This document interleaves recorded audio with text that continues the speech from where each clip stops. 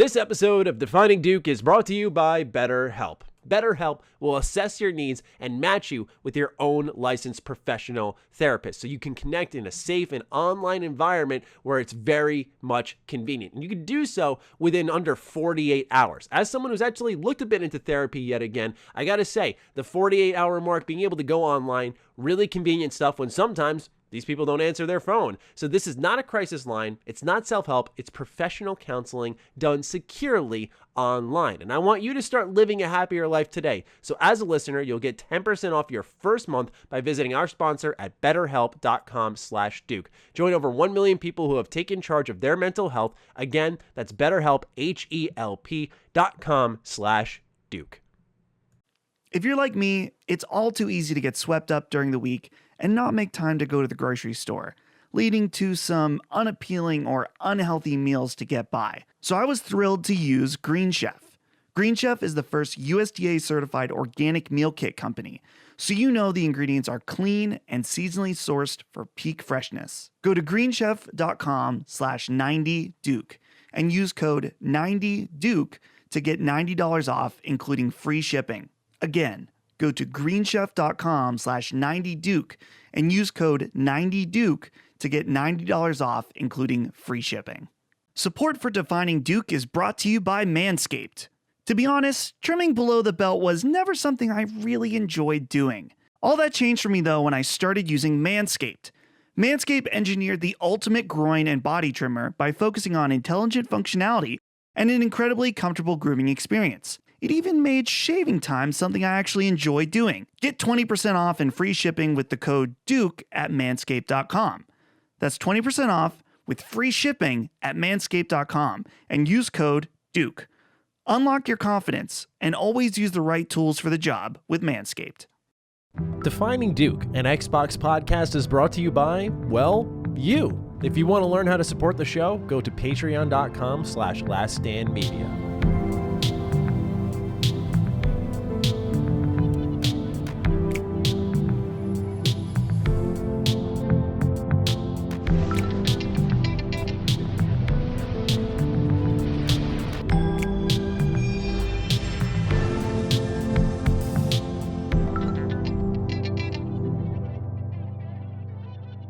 Salutations, everybody. It is Mr. Matty Plays here, and welcome to episode 18 of Defining Duke, an Xbox podcast. And it is me, Carrick, with Angry Centaur Gaming. You noticed, didn't you? I did. Of course I did. Yeah. Yeah. I've noticed when people are taking from our show the information we provide, for example, in my case, I have just been called Matty of Defining Duke. And it's like my main platform, no offense to Defining Duke, but my main platform is Mr. Matty Plays. I mean, that's what I bring to the table, right? I'm Mr. Matty Plays. Yep. And so I'm like, I'm just going to start introing like that so people get it clear, because I'm seeing it and it's definitely damaging the amount of growth we could all be having here. Because if I grow, so does Defining Duke. So that's the idea here. But anyway, welcome one, welcome all. We've got a really good week this time around. We got to talk about Epic versus Apple and the fallout from that, which has been a ton of information, a ton of looks behind the scenes on how business is actually done. So this is going to be an informative episode. We've got stuff like Sunset Overdrive to talk about, Discord, lots of exciting stuff. If you are new here and you're listening to this, I want to make this clear up front as well, because I had someone sign up to my personal Patreon, and they're like, hey, I'm here to submit a Defining Duke question. So, I say this at the top of every show, by the way, so I was like a little confused. If you want to submit questions for this show, be a patron of Last Stand Media. You can go ahead and comment on each thread that's posted every week. When you post there, you have a chance to be in the first beginning 5 questions. Ending questions are 5 as well. And we do topical questions. So if you talk about the news, you can also be included in there. So it's not limited to just 10. Do keep that in mind. Make sure your questions and your comments are topical. But also, supporting Carrick and I individually is as important. So we both have our own channels, our own Patreons, and we don't want to beat you over the head with promotion, but it's becoming more and more clear if we don't emphasize this, that people get confused. So we're going to start to do that a little bit more. I have a Patreon, Mr. Matty Plays, a channel, Mr. Matty Plays, Carrick has one, ACG, for both YouTube, Patreon. Please do check us out if you like what we do and you want to support us. But if you want to support just this show, That's where you head to patreon.com/laststandmedia. You get early access on Thursdays. You get, of course, the free feeds, which will come out Spotify, Apple, Google Podcasts, the like on Sunday if you don't want to do that. The video version also comes out early on Patreon, and you get access to our patron-only show, Defining Duke Ultimate, where we just recorded episode 14. My buddy Paul Lombardo joined me for an episode on the next generation of video game journalism. So I noticed Colin was doing a lot of game journalism-themed episodes, and what I was thinking about is we're always talking to established figures and what are their perspectives on it. My friend Paul is 20, and he's heading into college, and he's an aspiring game journalist. So I wanted to pick the brain of someone who is not established, but instead desiring to enter, looking at the current landscape and seeing what he thinks about it. So I thought it was a really interesting episode. We talk about a lot of things from review code access to how journalism's handled nowadays. A lot of different topics in there. The very few pipelines of information that we have and how it's very selective. Just a lot of good stuff there. So please do check that out if you're a patron. If not, sign up and then give it a listen. Other than that, we're at 395 mobile ratings. I want us to push past 400. If we can do that, we would appreciate that.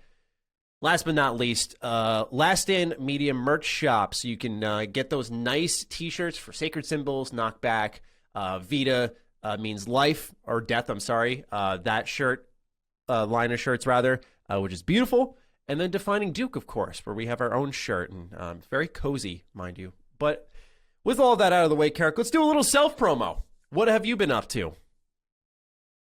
Well, I got to say thanks to my patrons because they basically they bailed me out this week. So I was told I was getting Resident Evil code.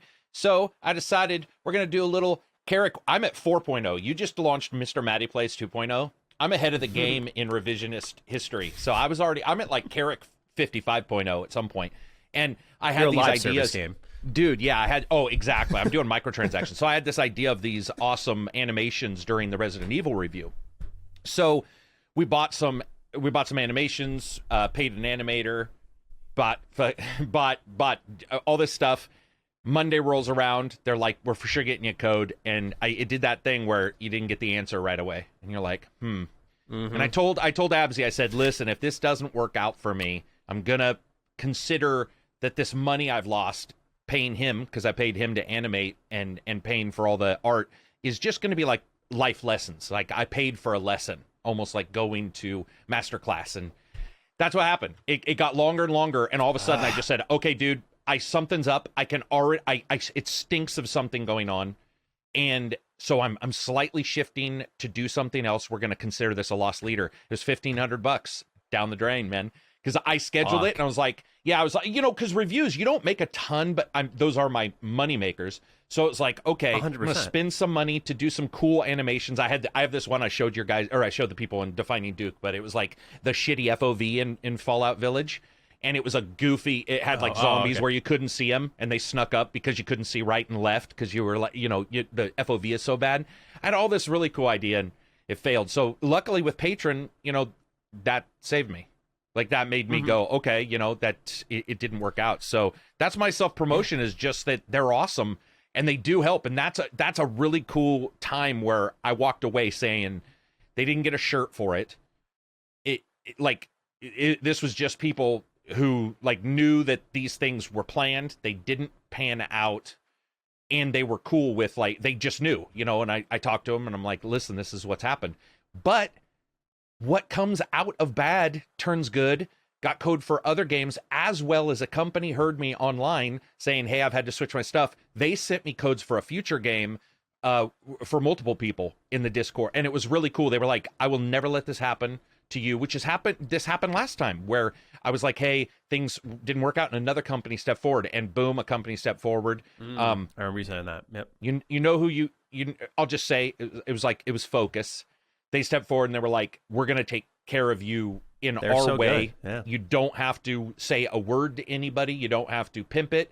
I won't be reviewing the game, but they sort of helped out. Yeah, it was awesome, man. It was awesome. So that's what I've been doing, is like behind the scenes, the shit. Because I told you on Thursday or Friday, I'm like, I'm all set up, man. So I was like, I went into this thing banging. I was like, this is going to be is going to be huge. This is going to be fun to do, blah, blah, blah. And it cratered. And I've definitely learned this year is awesome to learn how to move from those happening where it used to define the next week. And now it still will cost money or it still will cause issues, but it's been awesome to like be able to bounce. Like I didn't even, I realized what was happening. I was like, I'm going to hear from them. They're going to say, we've decided to not do, even though I've signed everything, they're just going to not do it. And I was like, it's so cool to have learned that now. And I jumped to something else and, you know, it's been awesome. So there's a lot of stuff I can't talk about, you know, games wise because of NDAs, but, Focus has got some games coming out, which is going to be very cool. Biomutant's coming out.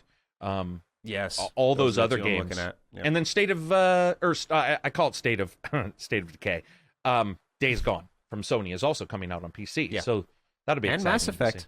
And Mass Effect Legendary. Yeah, that's another one. Mass Effect Legendary Edition. So It's so sad that Mass Effect's like my most hyped game of the year. It's a remaster really? trilogy, but Well- 100% right now. But I love Mass Effect, and it looks just so good. I can't wait for that. I'm Cannot excited wait. for And it. in terms of new I'm just stuff, more it was tentative. Strikers, but Yeah. So that's mine in a nutshell.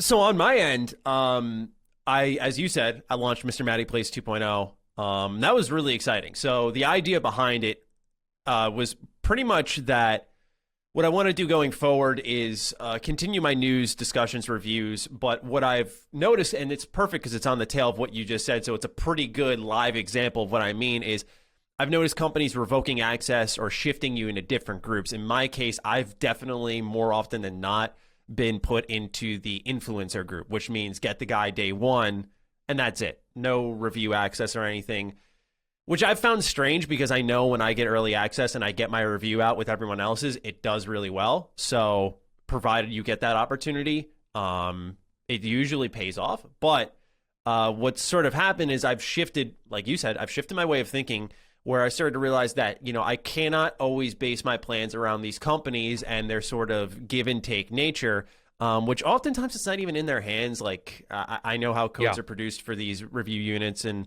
whatnot, and it's not as simple as pressing a button for those who think it is. But it is one of those situations where I just have to be real with myself and think, all right, news will always be there, and we're going to keep covering that. That's the number one focus.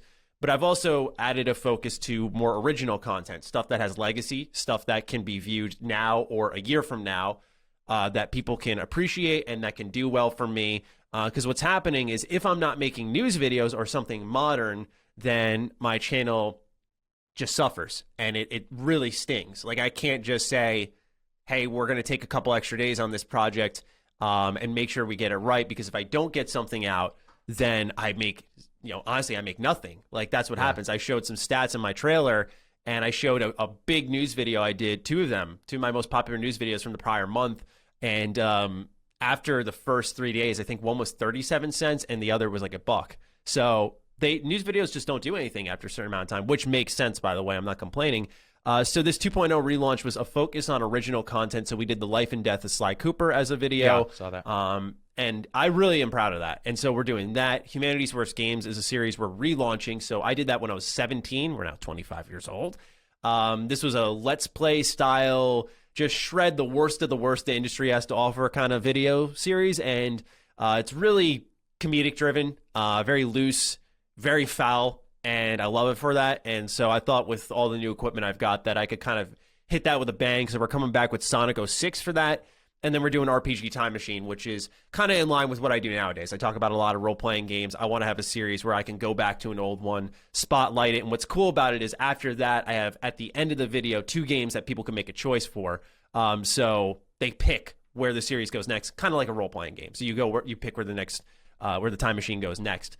So yeah, I've launched all of that, and I kind of made a push for my Patreon, saying that, hey, we're going to try to do more of this content. It's not going to overflow and take over news and discussions and reviews. That's not my plan. That's not what I want to do. But with the Patreon support, it makes it where I can take these leaps of faith a little bit easier and not crater myself and not have to worry as hard. And it allows me to invest in the likes of costumes, getting people on sets, and going to different locations to film and getting everyone there at time and making sure they're fairly paid for their time. That's the other thing, is that I have buddies who will show up just because they're my friends, but I want to make sure that they want to be there and that they're rewarded for their time investment.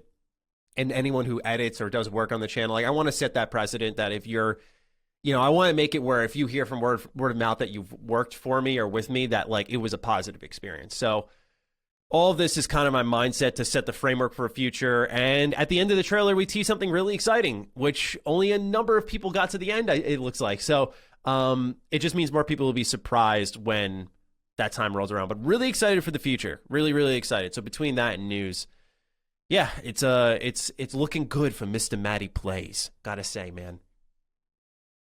All right. Carrick, are you ready for some warm-up questions? Oh, hell yeah.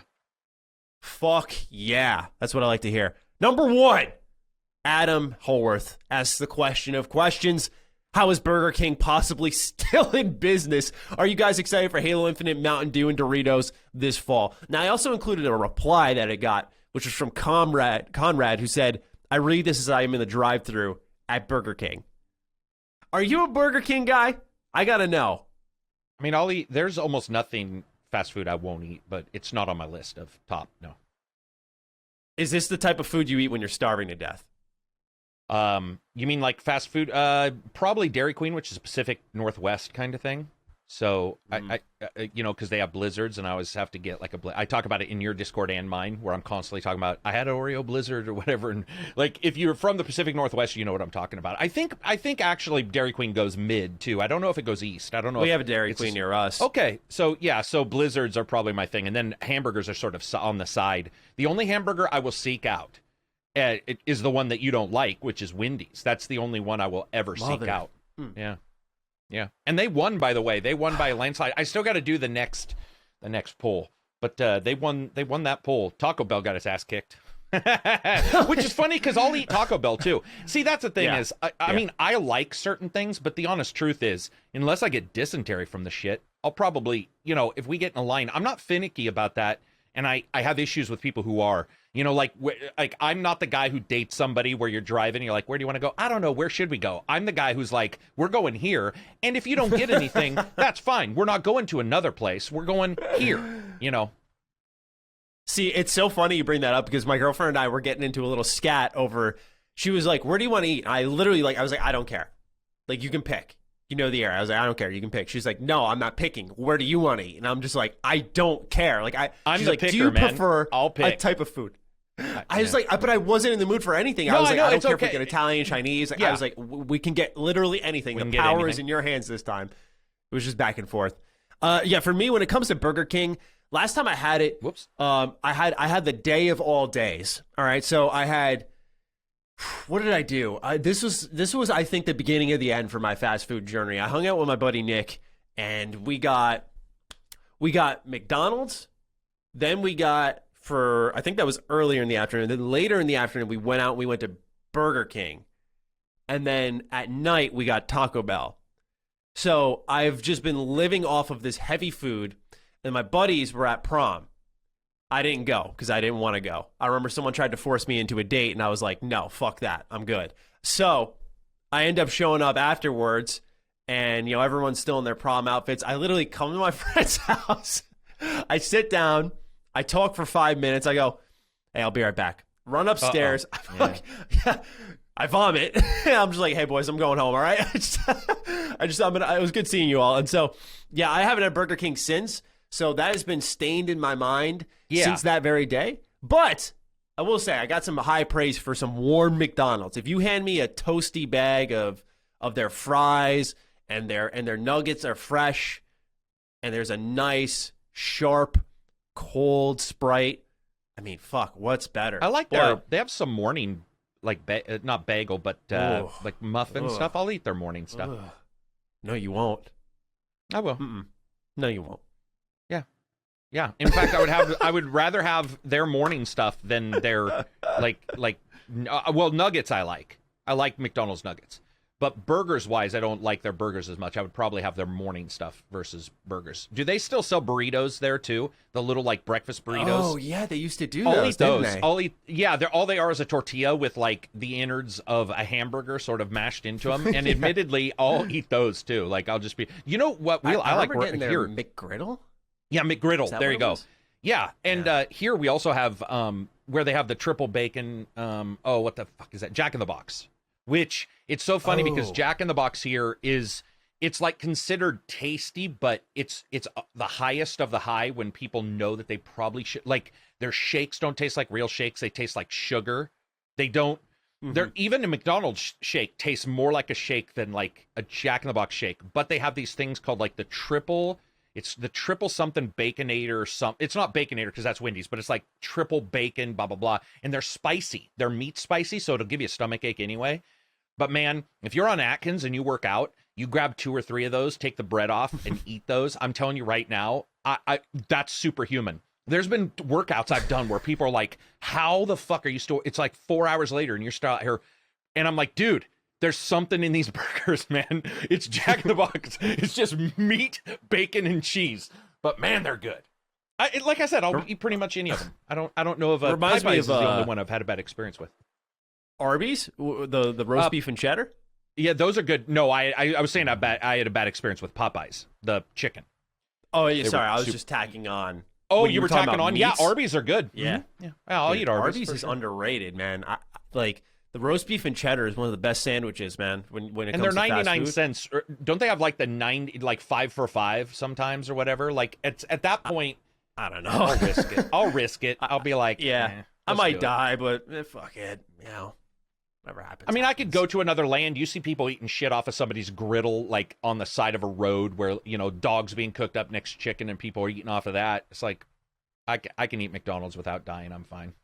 I don't worry about that kind of stuff. It's The places I worry. scientifically engineered. Yeah, the places I worry about, I would say we had a Chinese restaurant that kept getting closed down. And I knew the owners and they were awesome, but I knew what they were doing because my friend worked there. They'd scrape the leavings off of old plates, put them on the new plate. All the time. All the time. And they got those fuckers got banged so many times, man. So many times. This is about 2000, early 2000s, 2005, 2010. And dude, they'd get banged so many times. I remember being like, it didn't matter. I still went and ate there. But it's like you knew. Dude, there was a time where I remember getting rice and the top rice was amazing. And I remember I was with my parents and I flipped a scoop of the top rice onto my mom and dad's plate and then crunched the fork/spoon into the hardened below recycled rice that was from somebody else's like untouched plate. That's how bad it was. It was bad. Dude, it was bad. See, it's funny you bring that up because you're like, oh, I went anyway. My buddy had a cockroach crawl on his shoulder at a Chinese buffet, and they ended up going back months later. I'm like, dude, never am I going back, man. That's disgusting. That is disgusting. That is disgusting. Yeah. If I don't see it, right? If I don't see it scuttle by, my brain is pretty good at ignoring it. Just like I love animals, and I don't like to think of how hamburgers made. I love animals. I mean, I love eating meat, but I don't want to see it. And if I do, sometimes it will cause me a little bit of an issue. And certainly if I saw a roach, I would never go back. Not in a million years. It never happened. My friends have balls of steel, man. They do. Wow. Yeah. All right, next question comes from Trey Lond. Resident Evil 8 is rumored to have 8 to 10 hour campaign, and I, for one, am happy for it. Thank goodness to have a AAA game every once in a while, respect our time. My biggest complaint about 7 is it started to drag towards the end, such as the boat part. Short and sweet games are always appreciated. What do you guys think? Keep up the great work. So, what do you make of what would we call it? Just short and sweet games? Because Resident Evil games are typically replayable as well. So, can we consider this short and sweet? No, I mean, look at all the Call of Duties, 7, 6, sometimes a little shorter, and people still buy them. I don't see anything wrong with 8. I don't see anything wrong with 20. It just depends on, like you said, if it drags. That could definitely be an issue. I don't feel that 7 dragged. I felt that you could tell it wasn't a Resident Evil game because 7 was the only part Resident Evil was really in the goddamn game. That ending part with the ship, and, you started going like, this feels weird, and it was because there was some shit pressed in there, Yeah, I love 7 a lot, so that's why I'm too. curious about 8, because it seems like more of that, but it's actually going to be Resident Evil. But then I'm seeing these reviews that are even saying, it's not really. I did see that. Yeah. so I'm just like in the middle, and obviously I'm just gonna buy it with my own money and just see how it goes. But yeah, I gotta say, man, that I'm happy to see a game that's shorter. I think like Near Replicant is an example of a game that's deceptive. You look at it, you think like, all right, I'm gonna get in, I'm gonna play this thing 20 hours. Oh, Route A is done. I'm done. Now, if you're a Near fan, multiple routes are in these games, and they're necessary to see the kind of final ending and the new content. Right. But you have to replay it, and suddenly this becomes, now I'm in 32 hours into the game when I was done with my first route at 20, and you're like, wow, this is much longer than I thought it would be. And so just to have something that is simple and clean, if you will, little Kingdom Hearts reference there, is nice. So I'm excited for this game despite not getting access. Are you still? Are you still planning on playing it? I never asked you when you brought it up. Yeah, I'll definitely. I absolutely will play it. I don't know how my timing's going to work out for coverage because you do have to move on, right? That's the big problem is because I do this. If I was doing other kinds of videos and this was like a one-off, it'd be a completely different situation. I will say, however, that. So we talked about that. I did, and by the way, thanks to everybody watching. We had a huge turnout. We did a Clubhouse / Fireside podcast thing about when you should review a game versus when you could, because the conversation continually is like, well, you shouldn't, and that's a moralistic discussion versus you can at any time, and what context when you do a review is required. And time is one of those. Like, how long did it take you? However, that context also goes back to the gamer versus 100%. Did you 100% every single thing? Is that your version of the 8 hours? Is your version of the 8 hours just playing through the story at normal speed? Is it, do you skip cutscenes? Do you skip talking? By the way, that's not, I really have an issue when people say rushing. I always have. I find that a little odd because I think most gamers play whatever way they want to play. However, if a game is based on narrative and stuff and you're skipping cutscenes, or blah, blah, blah, that probably, could be considered rushing. But you look at these things with how much time something takes, and I need way more context. When somebody says a game is 8 hours, that does not, it's almost like when somebody says, I can display 4K. Sure, at what settings can you display 4K? And until people start getting better with the context, there's a lot of data lost in the discussion. And I think for Resident Evil, the same thing happens because, as you said, how replayable is it?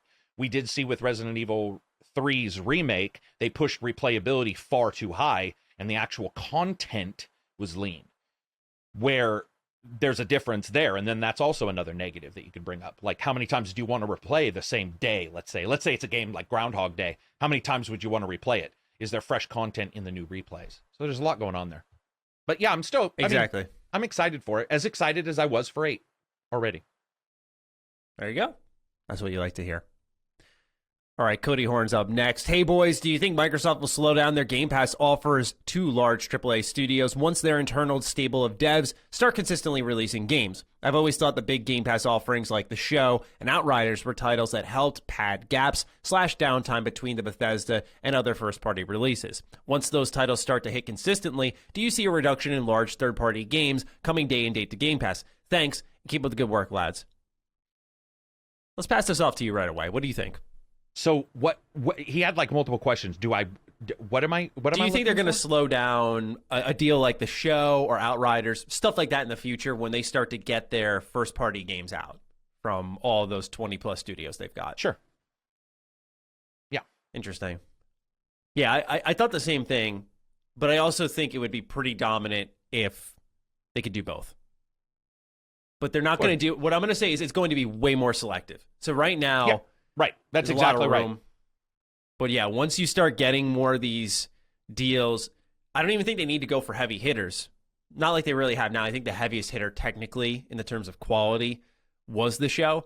But, if you've got Bethesda releasing like 2 games and they're going to be exclusive to your system, you don't need to push for that Game Pass deal as hard because these games will push their own value on the Game Pass. The only difference is they're already inherently assumed to be a part of that package. Like, you already know you're getting all of that with it. So the excitement comes from the surprise, and if maybe there's a slow quarter, this is a good way to bump things up. get people excited. And we're now seeing all these leaks, which we'll talk about, but you have companies who are making money off Game Pass. We're starting to find some of that out. We're starting to find like little snippets about how everybody handles their stuff differently. I would say other companies will see companies doing well on Game Pass and want to jump in regardless as well. I don't think Microsoft is ever going to come to the point to where they're like, we've got too many. That would be idiotic. What they will do, though, is it will allow them to pick and choose if there is a title that is on the cusp, like should we? But I think in the end, they're just going to want everything.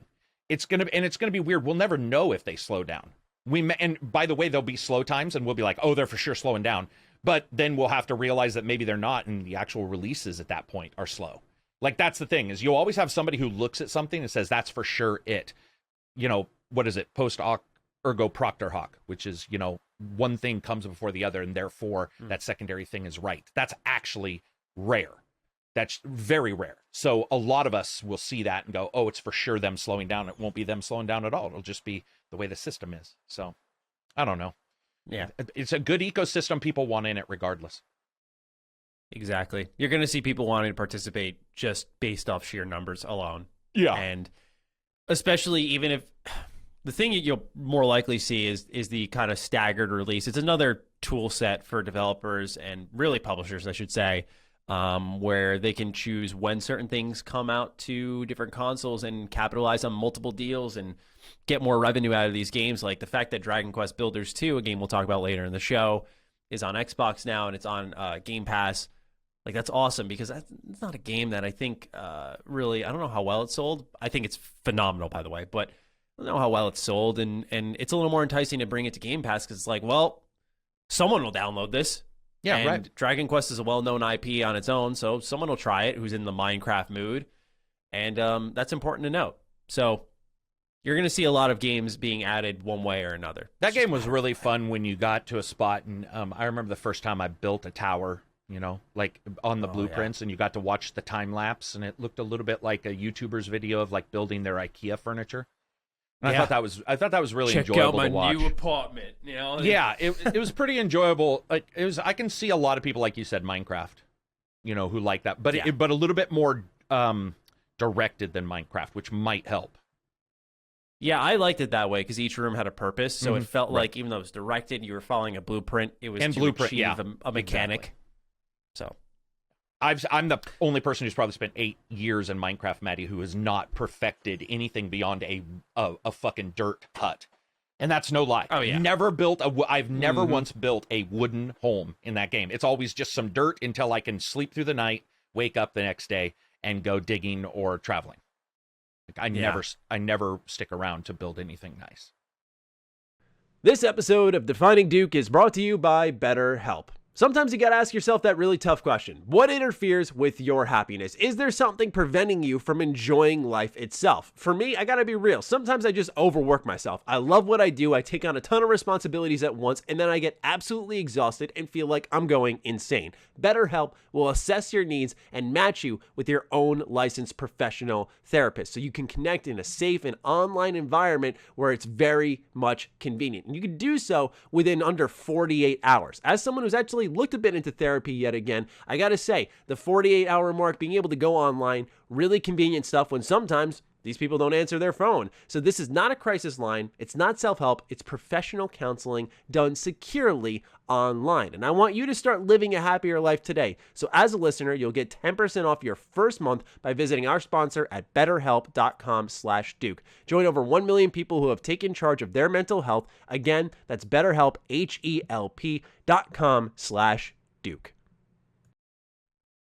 Question 4 comes from Jake Williams. Hey, Maddie and Carrick, I've seen Colin talk about gaming journalism and some of the problems within the industry. One point he made was how many times we see the same names reporting on game news, like Jeff Grubb, Jason Schreier, Tom Warren, etc. Is there anyone you look to in particular when it comes to your gaming news, and how do you feel about the current state of game journalism? Thanks for the awful podcast. Jake, I do recommend you listen to our episode of Defining Duke Ultimate, because this is actually a topic that comes up, is that right now we're in a weird state, I think, where if I look at sports, that's probably my best comparison, and I'm sure it goes beyond that in just typical journalism, where you have reports coming from tons of avenues. It's not just in the case of gaming where, like, Jason Schreier is the BioWare CD Projekt guy, and then you've got Jeff Grubb, who's the scoop guy, and then Tom Warren, who does like Xbox scoop. It's like very specified, positional based reporting, and nothing trickles down. And of course, a lot of this, by the way, there's no issue with the people, comes from responsible reporting in the way where they earn the trust of the people who are leaking them this data. But what's happening, as I've personally experienced and Carrick, is we will report something that we've heard that we know is to be true, and it makes a headline or two, and then afterwards someone else will say the same thing, and it'll be scooped up en masse. And it's really awkward for us, especially on the show. One of the bigger pieces of news this week, which is not in our news report, is Lucasfilm's teaming up with Microsoft. And if you all listened to our episode called What the Hell is Going On Between Nintendo and Xbox, I drop around the 35-minute mark that this is something that's happening. I give details. I say it's a first-party studio. Like, we did this in April. And so it creates this awkward position where we've had the conversation. Our audience, for the most part, has heard that conversation, but then the rest of the industry catches up, and not like we're always ahead of the game, but the rest of the industry catches up in that regard, and it starts to become news once more. And it's like, well, do we talk about it again? And I think really this would be less of a problem if not more people are like listening to our show. Of course, we want people here who want to be here, and we welcome one and all. But the idea is really just that people need to listen to other sources. And so there's a degree of learning or being able to trust that source. So for myself and Carrick, you can consider us unproven, and that's fine. But at the same time, we have nothing to gain from lying. And, we already have established platforms. So we're just relaying things we hear. And I really do think that's one of the major issues, is just the few amount of pipelines things can come from. Because when they do come from other places, the same thing will be said once more. And it's like this very awkward situation where it's like, am I going to just go ruffle some feathers now? Do I have to come out and be like, hey, this Star Wars stuff sounds pretty familiar? It's like, we just talked about this. But enough of my rambling. Carrick, what do you make of how gaming news is coming through outlets, and do you stand where I stand or a little different? I mean, just as a whole, where do I see it? Like, as I mean, the question was not only where do you look for your gaming news in particular, but how do you feel about the state of game journalism? So if that... Oh, okay. A little bit more. Yeah, so I can tell you right now, I do not look for any single one name ever, and I think if you do, you're breeding your own mistake. So there is times where people in my Discord get on me because I have a thing called, and there's a website for this called I Search That For You. So somebody will come into my Discord and they'll be like, so how long is Prey? And I'll be like, Google will tell you. I'm a big believer in a person finding a lot of data out themselves. So there's a responsibility. I talked about this in the podcast yesterday. There was a responsibility between the creator of whatever content and make sure that the context is across the content. And then there's also responsibility upon the buyer and or purchaser and or listener to verify or, trust but verify, as the old saying goes. So I would say overall, as a whole, I don't follow any one person. I do like Ryan McCafferty's stuff. I think he's awesome. Jeff Gerstmann at times, and other times not. Just like with me, I would assume some people are like, oh, I love his stuff here, but I didn't like his coverage here. That happens. So I would say not a person ever. Just I bounce. I go everywhere. I go to various news aggregates. I'll bounce to somebody brand new and I'll read their stuff, because who knows if Joe Blow is best friends with the janitor at a game company. It does happen.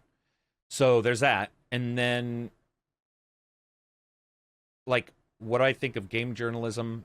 I mean, I don't really necessarily know if journalists are overlapping, if we overlap or all that. So I get why somebody trusts somebody who's like been vested multiple times. And so their information is more trustworthy. What does bother me is that it pretends like it's brand new. That is bothersome.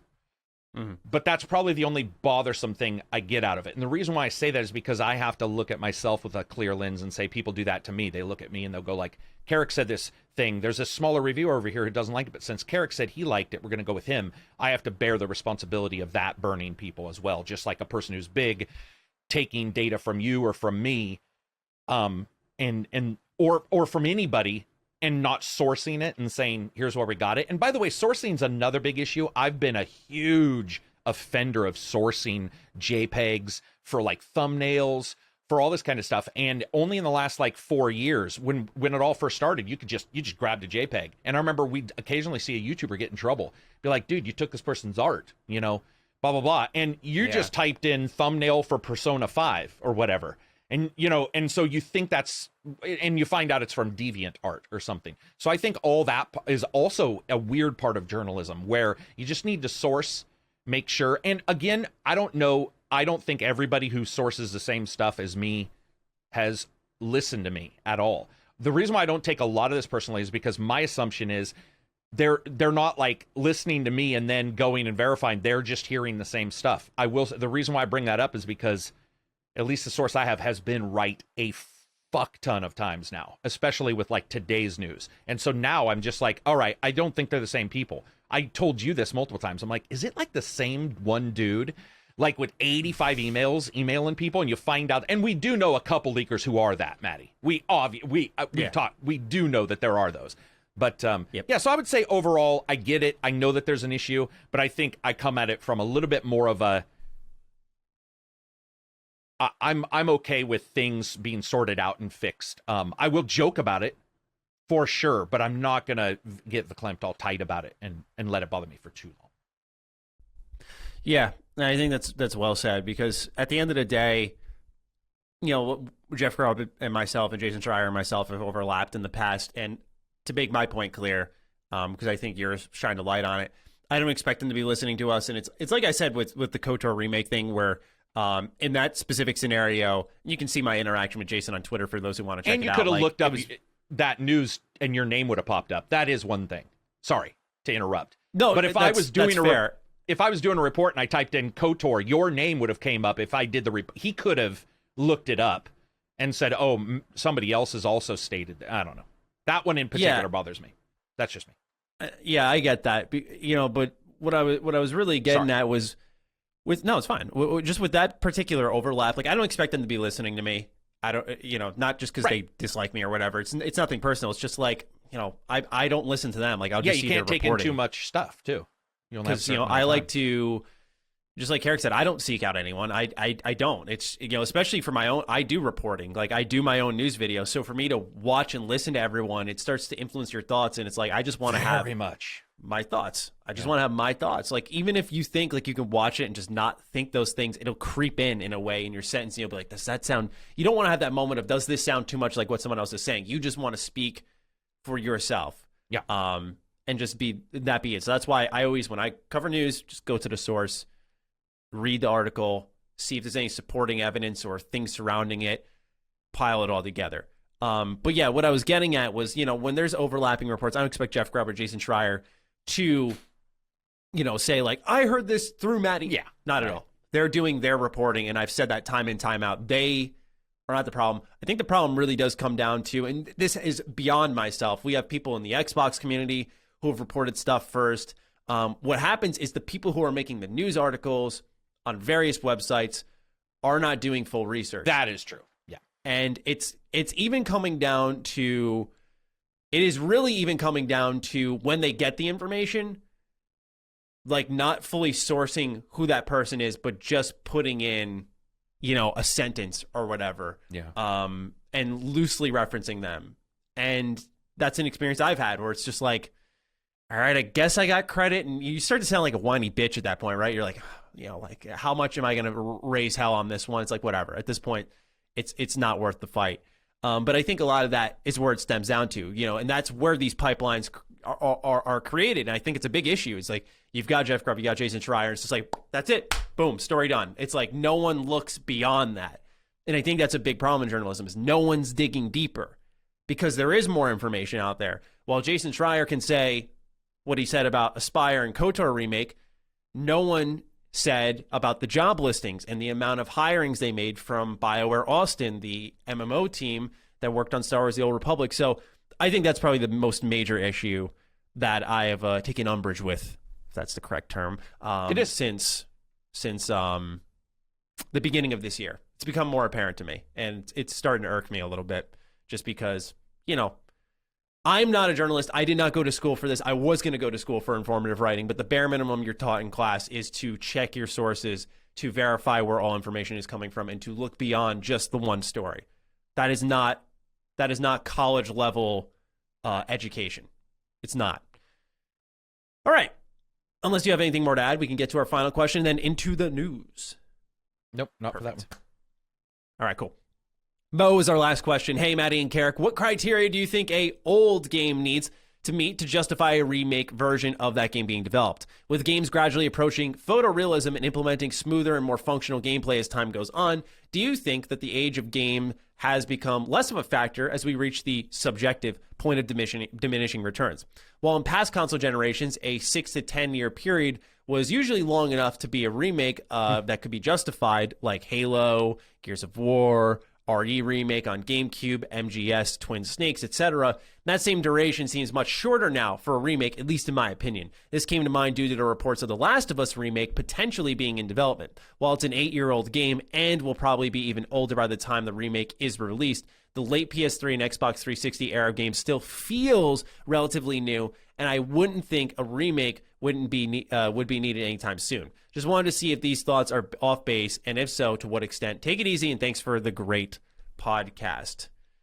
I think this is a perfect podcast question because there's a lot of nuance to this conversation, right? I really do think as remakes and remasters and what they are develop, it can be really tough to decipher when the time is right for one. I think originally a lot of us were thinking we would just take a remaster trilogy of Mass Effect, and now it's sort of in that near replicant territory of it's not a remake, it's not a remaster, it's like a version upgrade. So in Nier's situation, you've got new combat animations, new cutscenes, new story segments, new things that add to the game and make it feel different enough where it's not the original product, but most of that spirit is still there. Mass Effect, what we're seeing is Mass Effect 1's been, in a lot of ways, not remade, but mechanically tuned, from accuracy to ADS timing to ability rebalancing, more cover in certain boss fights, pulling out the camera, Mako controls. But then the later entries are just a little balancing here and there, like more ammo pickups in Mass Effect 2. In Mass Effect 3, the Galaxy at War whole rebalance and your galactic readiness, that's been entirely rebalanced to now it goes across the entire trilogy since the multiplayer is gone. So in those situations, it's like, well, that's once again in the middle, where you do have more traditional remakes like Final Fantasy VII Remake, which takes the first really, number of hours of the game and it becomes this 30+ hour adventure. And it's totally different from what we saw in the original game. And it actually, and I still think it to this day, kind of redefined what a remake is, because people were thinking it was going to be an exact retelling. That was the idea of the remake, but it actually is a step to the side, and it's doing something different, remaking the vision anew entirely, both story and gameplay wise. So to get to the question, as I pass it off to you, Carrick, what do you think the criteria for a game needs to be for it to justify getting a remake? Because, like I said, it's kind of tough with how, we look at all these different games and where they sit and how there are certain things that kind of blend the lines together. So where do you sit on this? I would say if you look at the game and if it's considered a product of its times, it's more viable as a remake, depending on what generation it is, versus a future-proofed game. If you have a game that's perceived as a future-proof game, one where its HUD elements are already taken into account, the next gen and stuff like that, then you start to look at it like Last of Us. Last of Us also, by the way, has already been remade or remastered, whatever.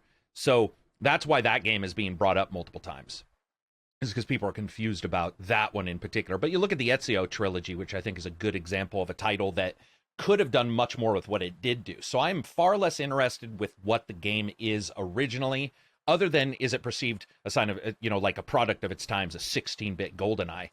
And I'm much more interested in what improvements they have decided to do.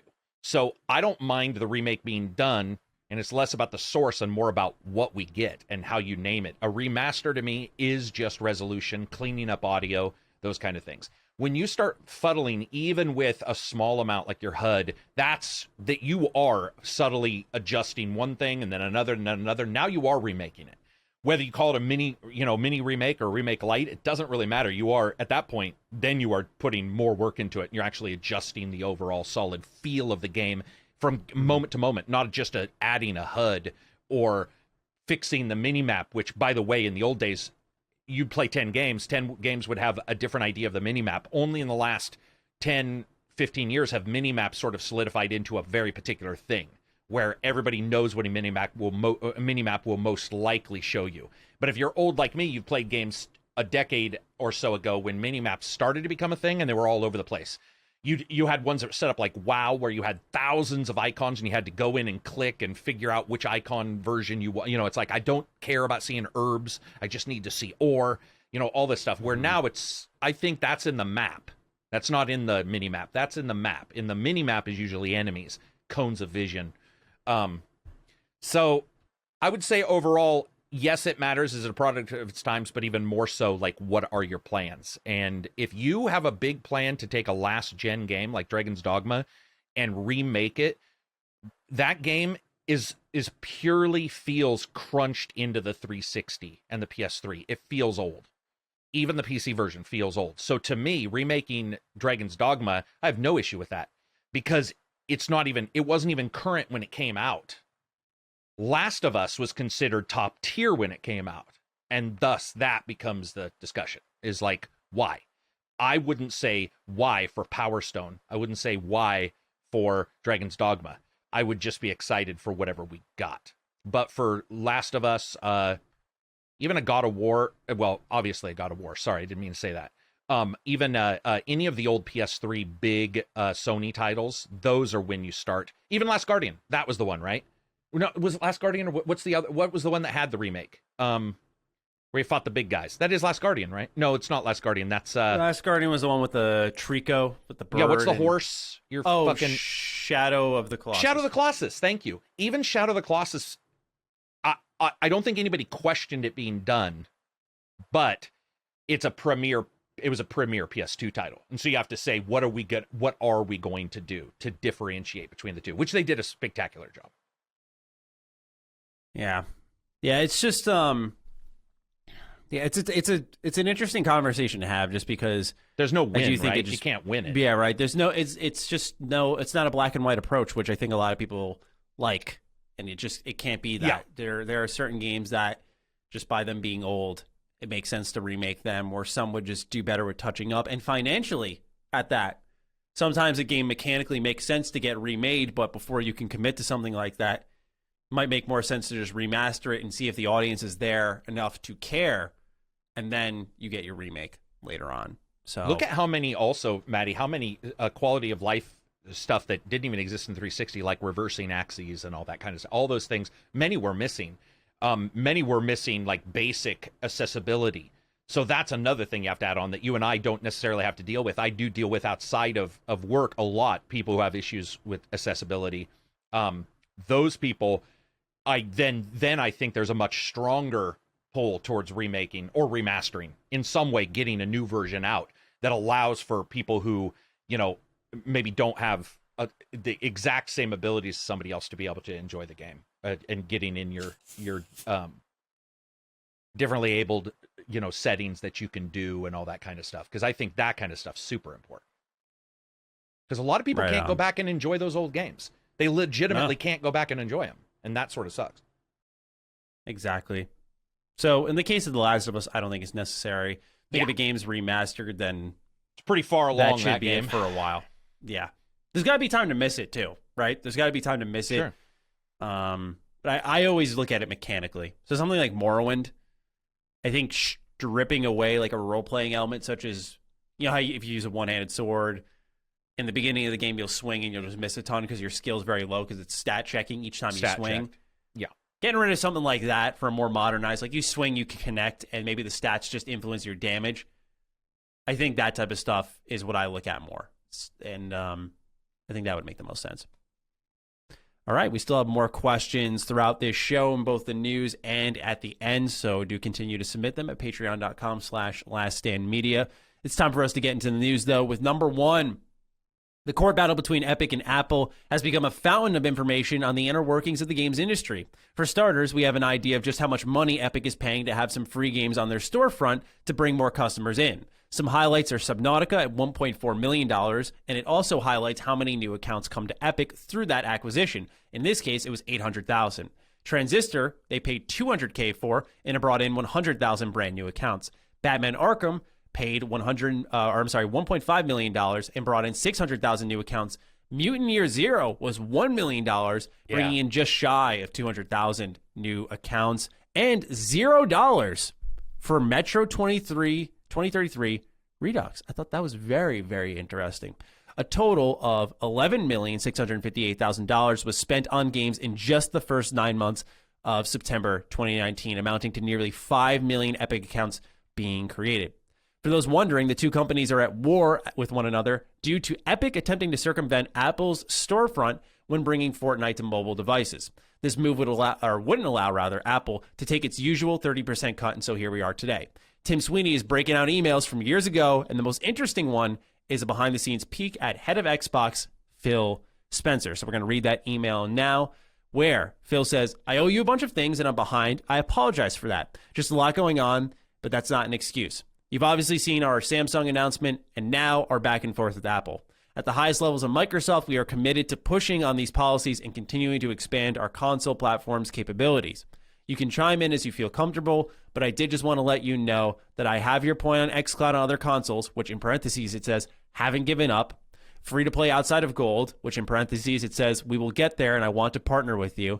And our store entitlement ideas as items I'm going to review with you to make progress. I'm committed to that. Just behind. Hope you're well, Phil."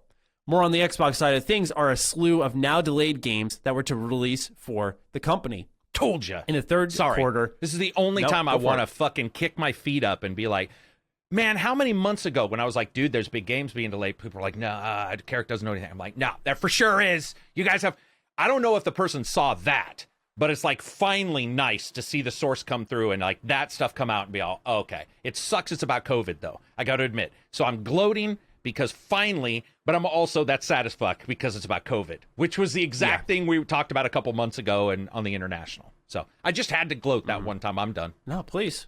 Gloat away. Nope, that's it. All right. So this confidential Microsoft document is titled Worldwide High-Profile Xbox One Releases. Now, it's not fully updated because it does have, for example, the fourth quarter of 2020 still has Outriders. So anyway, in the third quarter of 2020, it had a redacted title. In the fourth quarter of 2020, there were 2 redacted titles. In the first quarter of 2021, there's a huge chunk of titles. There's like 3 different sections that are just widely blacked out, meaning a lot of games got delayed. The only ones that are there for 2021 are MLB The Show 21 and Balan Wonderland. So you can sort of see what the status of these games are, and games like, I think Prince of Persia was supposed to release here, Far Cry.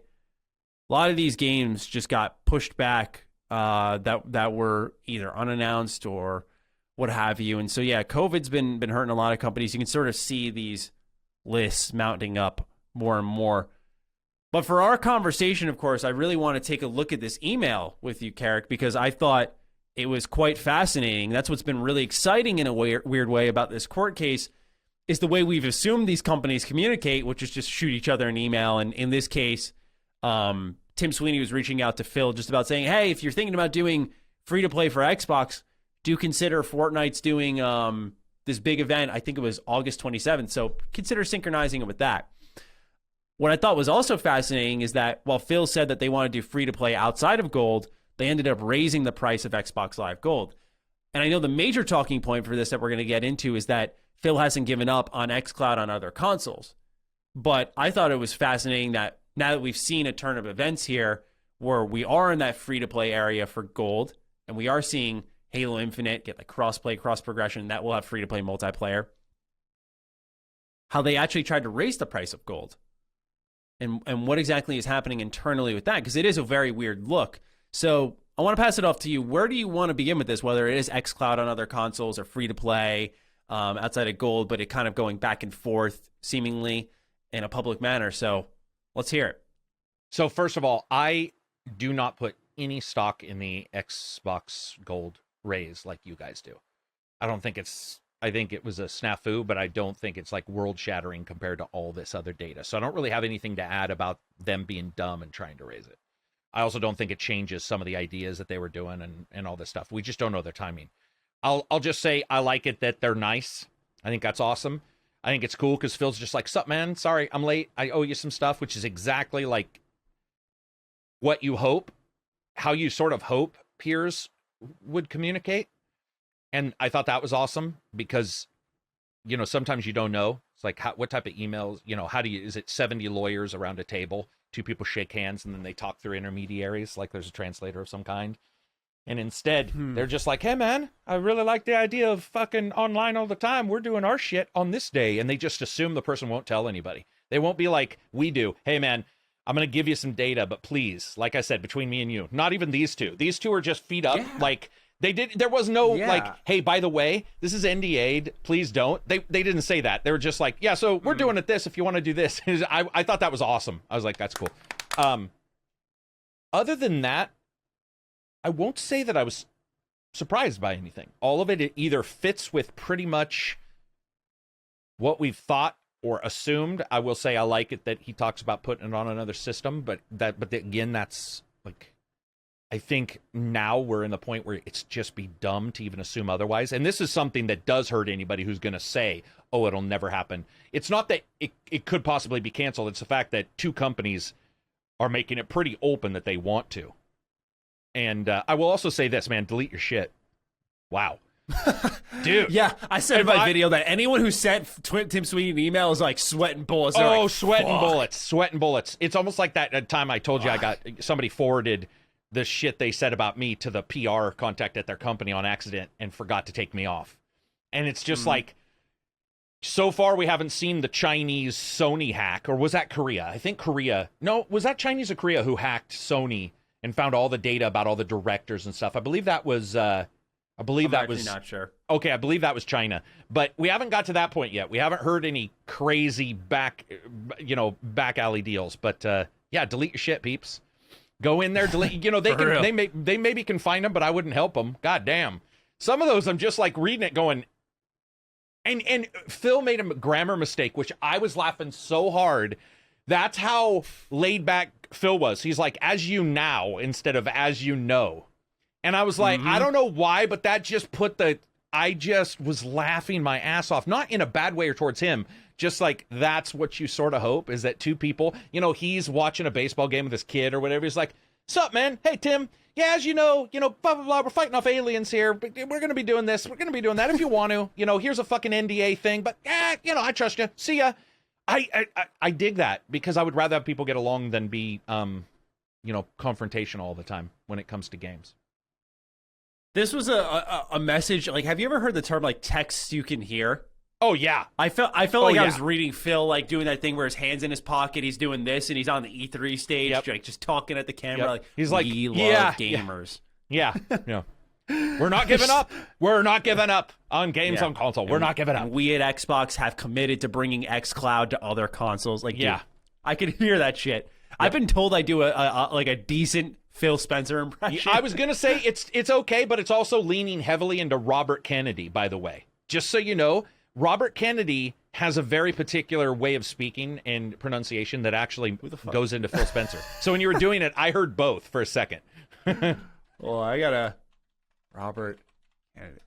Oh, listen to him talk, and you'll know what I mean. But Phil's he does, pronunciate his words. Yeah, but yeah, I definitely could hear them talking in those texts.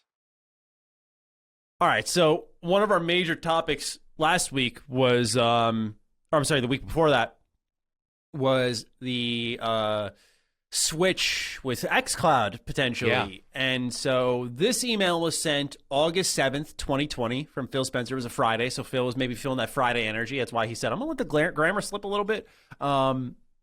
With that in mind, though, do you think he was referring to iOS? But he's saying other consoles.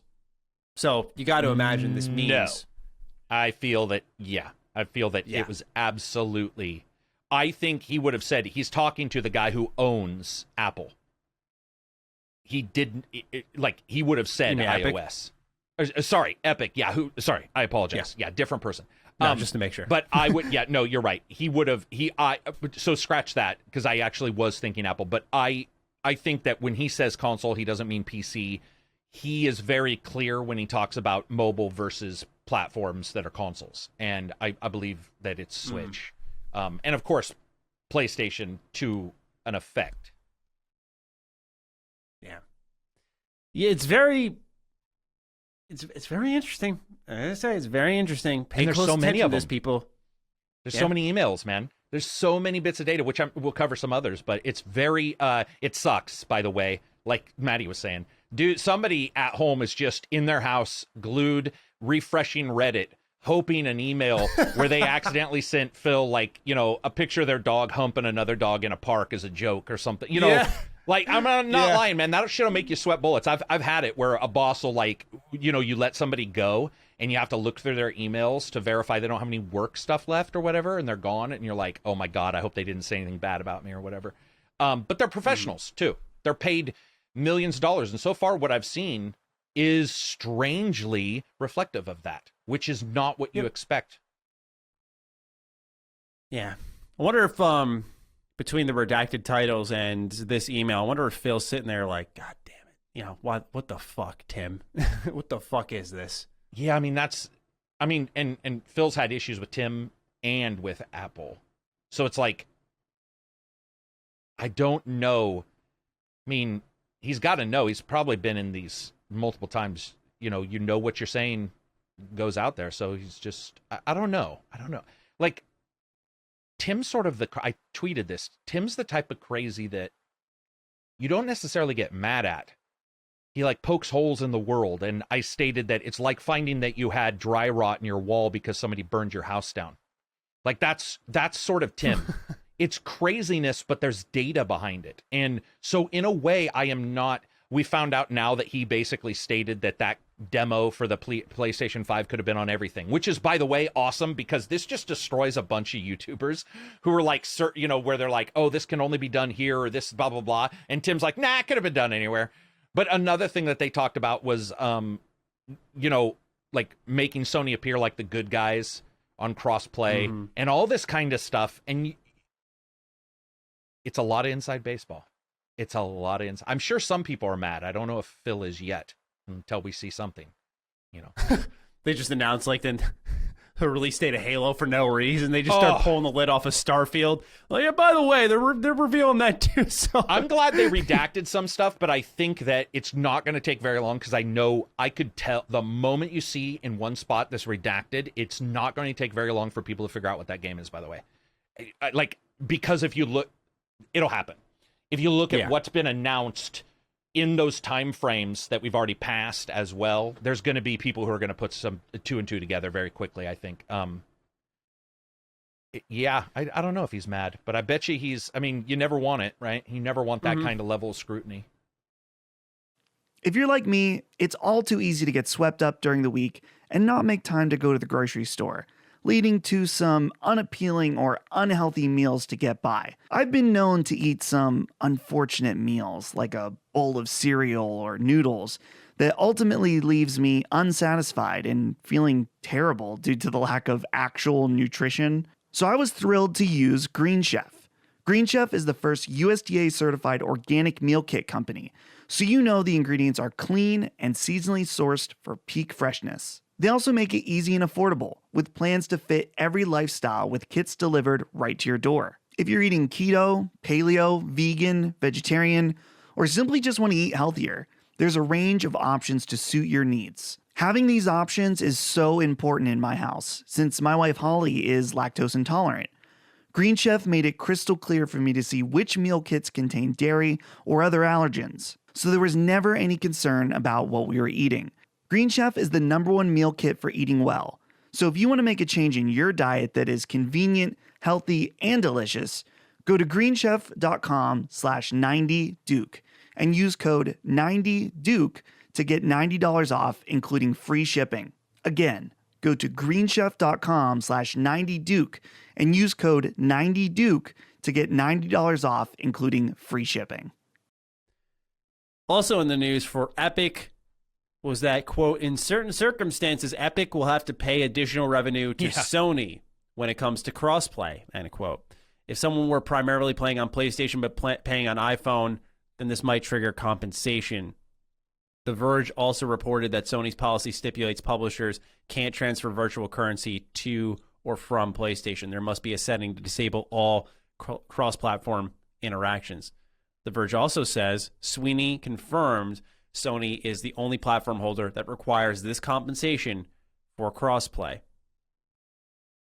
So this is interesting because what's happening is, actually here, let me read the email first. This is the email sent by Epic to make the case for Fortnite crossplay.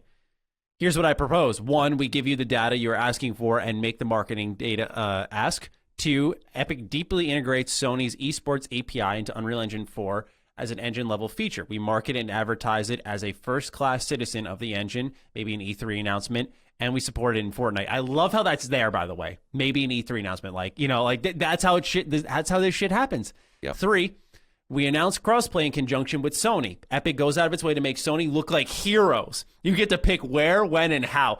What the fuck? Right? Holy shit. Epic brands its E3 presence with PlayStation. We're planning a 100-player celebrity pro-am with huge after-party. Budgets I've seen are huge, and it will be the biggest event at E3. Maybe we announce all the celebs on stage, new partnership, plus. Epic's willing to explore more items. Maybe we commit to a game at the launch of your next VR platform. PS Plus, maybe we do something extra special for a month, offer a unique character, or something highly valuable to drive PS Plus adoption even more. 7, Epic extends the Sony company-wide Unreal Engine 4 license. I don't think I've mentioned this before, but your license to use Unreal Engine 4 expires in May 2019. That license has some of the best terms we've ever offered for Unreal Engine 4. Let's make this a huge win for us all. Epic's not changing its mind on the issue, so let's just agree on it now. Pretty fucking crazy. Then, Sony's reply. Joe, thanks for the note. Sorry that you feel things are moving too slowly for Epic with PlayStation and cross-platform play. I was under the impression that there was no movement with Microsoft on cross-platform. Has that changed? Also, as mobile is important to you, our tournament API are important to us, thus the ask. I appreciate the points you've listed in the mail. There are a lot of great ideas in here for continued partnership. However, cross-platform play is not a slam dunk no matter the size of the title. As you know, many companies are exploring this idea. Not a single one can explain how cross-console play improves the PlayStation business. Open to your thoughts if Epic has ideas on this since we all talked last. In the meantime, I'll forward your email to our executives and we'll get their thoughts and responses as soon as possible. Thanks and enjoy the rest of your weekend. This comes from Gio Corsi, who used to work at PlayStation and was the kind of known guy to hit the stage and really bring the Vita some life and be the guy who loved the Vita. I know Colin's friends with him and stuff, so I was very surprised to see his name attached to this. But that's kind of the general email exchange there. And so PlayStation, not a fan of crossplay. I mean, this is what's interesting is a lot of people thought that in the case of Bethesda, that Todd Howard was scapegoating because of console mods and because of cross-platform play with Fallout 76. And they're like, it's Sony. It's Sony. Looked like it was scapegoating them for their own lack of ability. Now, it seems that is not the case. We now have it here in black and white that PlayStation was really against it because it doesn't improve their business. And I don't know how it doesn't. I don't know how crossplay doesn't, especially it seems like now they've come around to it, right? We're doing it. And of course, on top of that, we're seeing them bring stuff to PC. So I imagine if Factions were to come to PC, which I think I saw rumors online it was supposed to, having that be cross-platform play and progression play, that would make sense. So seems like they were just behind the ball a little bit here, but what do you make of this interaction between PlayStation and, of course, Epic in this latest email leak? I can tell you right now, any manager who's ever had to fight for a budget knows what that email response was. That is absolutely normal for somebody who does not want to budge and uses other things as the excuses. That is legitimately not a single person can explain We were unaware that something else was happening. Has that changed? Blah, blah, blah. All that does is they're all delaying tactics. They're all tactics to where you're hoping that things don't. I mean, dude, I've sent that email. Like the first time I read it, I was like, holy shit, that's what I sound like when I'm fighting for budgets at my old job, where you would just be like, well, I was unaware of this. I thought we were doing status quo, blah, blah, blah. And I would need proof for this and that and this and that. And it was cool because there's no budge. If you read his email, you've got one person asking and no response from that email. It is quite literally just no response. It's just data, but there's nothing new there. There's no, I'm sorry you feel that way. I'm sorry you feel that way. I'm not saying I made you feel that way, but I'm really sorry you felt that way, which, by the way, is like what's happening now with, like cancel culture, where you get somebody, I'm offended, and somebody to say, I'm sorry you are offended, which I've done because there are times where I say something that's not offensive. Somebody still, will walk away and feel offended by it. Yep. And that's what he did. He's like, I'm sorry you feel it's slow. It's not slow for us. You're just like, damn. But yeah, it felt like home, man. Reading that felt just like I know exactly where a top dog is coming from, because that's exactly where that is what a dude with multiple billions of dollars sitting on a hill sounds like when they write. That is what they sound like. How does it benefit us, right? How does it benefit us? I see no one has been able to, because even the language, most of the time you'll say, we have yet to find, blah, blah, blah. It's not that. No one has been able to prove.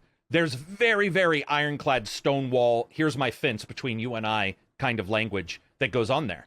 And it's awesome, man. And it's putting onus on Tim to deliver stuff. I love how Tim's like, we're not going to change our mind, so let's, like he says that in another, or it might have been that one, but he has a very particular way of talking, but it's still open. That is not an open email. That is quite literally a closed email. It's just fun to read. It really is. It's been quite insightful, so I'm happy this whole thing's going down.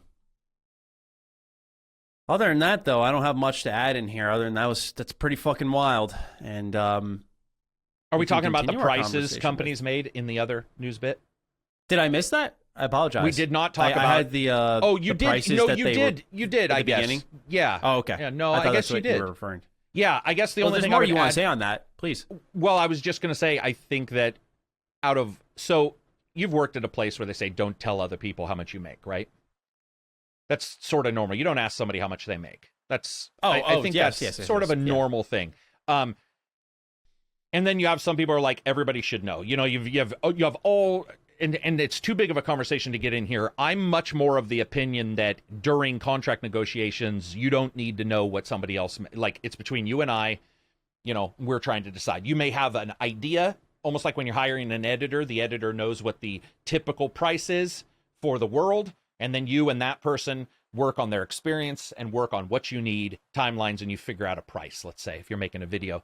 I do think it sucks because I saw some people saying, oh, people need to fight for even more money. And while I agree with that, I was like, there is, and I've seen this hundreds of times, ways to price yourself right out of a discussion. Right out. And I think people were underpaid. If you look at some of those numbers, you're like, what the hell? You look at some, you're like, okay, I get it.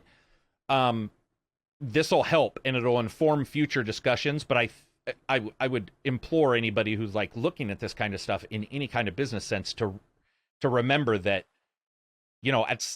at some point you can price yourself out of any discussion. You can say, well, I'm worth this. And maybe a company has better relations. Maybe your work is identical, but a company has better relations with another company. They're worth paying for those relations to continue versus a newcomer. That kind of stuff can pop up. So I thought that was a really interesting list of prices. There were some oddities on there, but some made sense, but there were some oddities. Yeah, like, for example, Stories Untold. Not to be rude, I've never heard of this game. Okay. I don't know if it's good or bad. I'm just saying, never heard of it. $300,000. Super Meat Boy, $50,000. Yeah, right.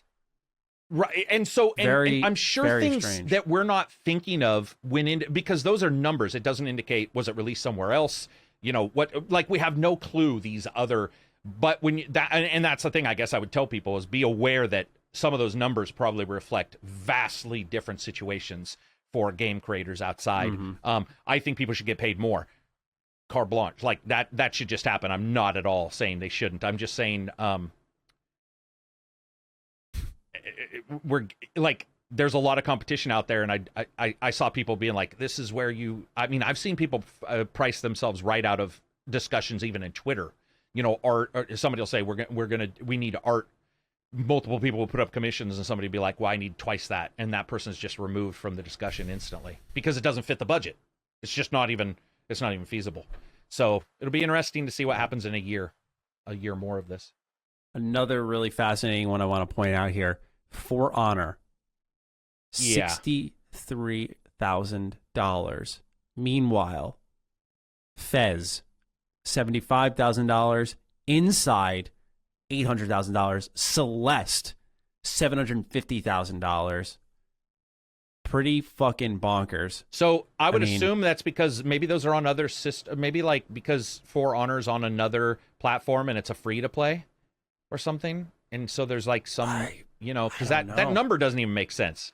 Well, I guess it does, because I think it's connected to a like download for download kind of situation on some games. But yeah, it's weird. And it might be, it really might be just per download, but they have buyout prices. Yeah. I don't know. It's pretty crazy, though, to see nonetheless. I'm glad to see some of these smaller, like Fez was made, 85 years ago? Like, and he's just like, I'll make almost $100,000 real quick. Wasn't it made by Fish? Yes. Is he even in? I don't think he's even in gaming right now. So I remember no one liked him for a while. Well, he had his issues, but it was like he was a game creator. He made an amazing game, by the way, and deserves to get money for it. Never played. And dude, Fez is fucking legit. That game is awesome, and especially made by one person. So I'm glad he got some money. I hope it went to him and didn't. I hope the IP is still owned by him. I think it is, but yeah, weird numbers, man. He has not tweeted since 2013, it looks like. Yeah. He deleted all his tweets. Okay. I don't know what's going on. I don't know what he's up to. All right. Let's move on in the news to number 2, which kind of continues this conversation about PlayStation, Xbox, and another company. This time, it's Discord. So Bloomberg had initially reported that Microsoft was in talks with Discord to make $10 billion purchase of the company. Since then, Discord has walked away and decided they'd rather hold on to their independence, which I thought was pretty wise. Unexpectedly for Microsoft, however, PlayStation swiftly came in and struck a great deal of their own. In an announcement, PlayStation states their goal is to, quote, bring Discord and PlayStation experiences closer together on console and mobile starting early next year, allowing friend groups and communities to hang out, have fun, and communicate more easily while playing games together, end quote. So these two are teaming up. I think this is sensible with PlayStation's push for PC gaming and trying to kind of have that cross-play thing go into effect like we were just talking about. Why hasn't Xbox done this? I have no idea. I don't know why both these companies were not like itching to strike a deal. Well, Xbox already has Discord. Yeah, they do, but they don't have the chat servers. Like, you can't go into voice chat. Right. Well, no, you can. You absolutely can. You just can't hear. Right now, you can't pick the mic. Oh. So see, that's the thing. And that's the thing with this announcement. They never once say talk. They say communicate, which is usually used as written word. Which makes me think when this announcement comes out, are they going to have 2 completely different chat systems running on a console? I imagine not. I think that I can't fathom with the way when this is releasing, by the way, next year. I can't understand why it would not be. It just wouldn't make sense. It wouldn't make sense if they didn't have voice chat and server support. I mean, Nintendo uses a completely different device to do chat. But Nintendo's in the Stone Age. Just saying. It's going to be really interesting to see because, especially with Microsoft, one of the things pointed out was that it made no sense for them to do an app because Edge will be on all streaming devices, everything. So you'll be playing your game on your tablet. It's the browser plugin for Discord, so it should be working regardless. So they don't even have to worry about upgrading a secondary app, making sure the app works in their ecosystem. But additionally, with Sony, are they going to close out their communications? Are they going to close out their own voice? Are they going to close out their own, are they going to just be like, well, we've chosen Discord? And then you got to identify with like how Discord handles privacy issues because they don't. and there's a bunch of issues there with what type of privacy you get, how the logs are done. How do you set up a PlayStation, community server versus a PC? Can you just set them up and, they overlap? I think it's cool, but I think that a year, my hope is that the reason why it's so far out is that they are doing an app. But I will say, when you read their announcements, they never once talk about, at least that I saw, voice and talking. And that to me is what Discord is. And I found it strange it wasn't in the announcement. But again, I could have missed it. Somebody else can find it. Right. And I think that's totally fair. I know that communicate can go a number of ways. I think sensibly making an announcement of this partnership, I'd be very shocked if it didn't have voice chat with just the way the What do you think, they shut down their own stuff then? Because no company in the world is going to want to handle. Like if I was making a racing game, I can tell you right now, there's no way I'm going to want to take two UIs for the same system to handle voices and matchmaking and grouping for two completely different apps. So do you think Sony will just say, we're ditching our entire communication system we have built in the PS5? Well, what I'm confused about is I'm not sure what would the developer have to do. And the reason I asked that is just because wouldn't it be on Discord side just to make sure it functions naturally no matter what you're playing, and kind of like Discord just displays what game you're playing UI-wise, unless it's integrated directly into the PS5, I feel like it would just be its own app, kind of like running Spotify in the background of your PS4, your PS5. Like it's just sort of there functioning as a so you have to have full programming for doing groups. Can two groups join up? What if I've grouped together using the PS5's initial normal grouping that you have built into a game? And then you have Discord. Can I merge them? Can I not merge them? Who has what? Do you have access to this? Do I have access to that? Those all have to be done, and have to be done on Microsoft's side with the browser, by the way. That's one of the reasons why I think the browser isn't up fully, because I'm sure Microsoft would love to be like, guess what? It's already running on Edge. It is, but Tom Warren was saying there was like 3 or 4 issues, but they've already tested a bunch of stuff. My assumption is that Microsoft will just make sure it works. But we'll have to see. Because if you're asking what is a company, well, company's still got to make sure that app doesn't crash your game. If I open there's all kinds of testing you have to do. And then what if I have 2? And if anybody wants to know why I'm bringing this up, because currently I'm dealing with this on Microsoft alone with 15 Xbox apps on my PC. I don't want multiple talking apps on my PlayStation 5.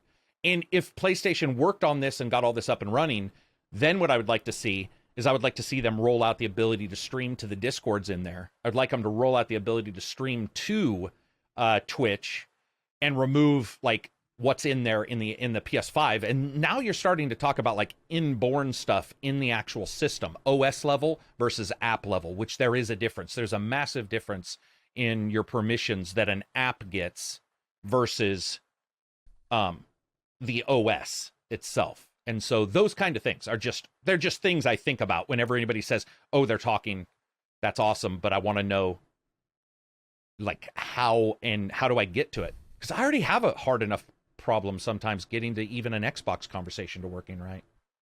Like the honest truth. Sometimes with Xbox, I'm like, what group are you in? Why can't we talk? There's just always something weird going on. I guess just with the way the industry's trending, not to repeat myself, I think they'll figure it out. I think they need to.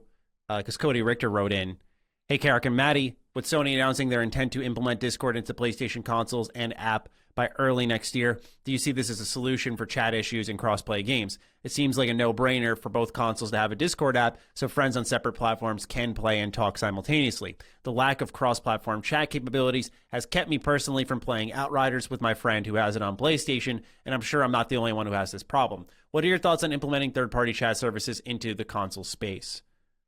So really what I want to tap into there was with Outriders, and just the MLB The Show is another example. I think it just on the Xbox side of things, I should specify, it makes sense for them.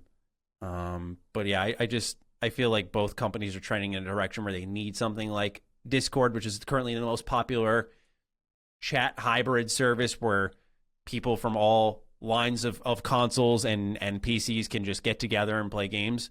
last night I was in my server and I was on my PlayStation playing Nier. I had another buddy on PlayStation. I had a buddy on Xbox, a buddy on PC. Like, we were all just chatting the whole time. So I think that's the future.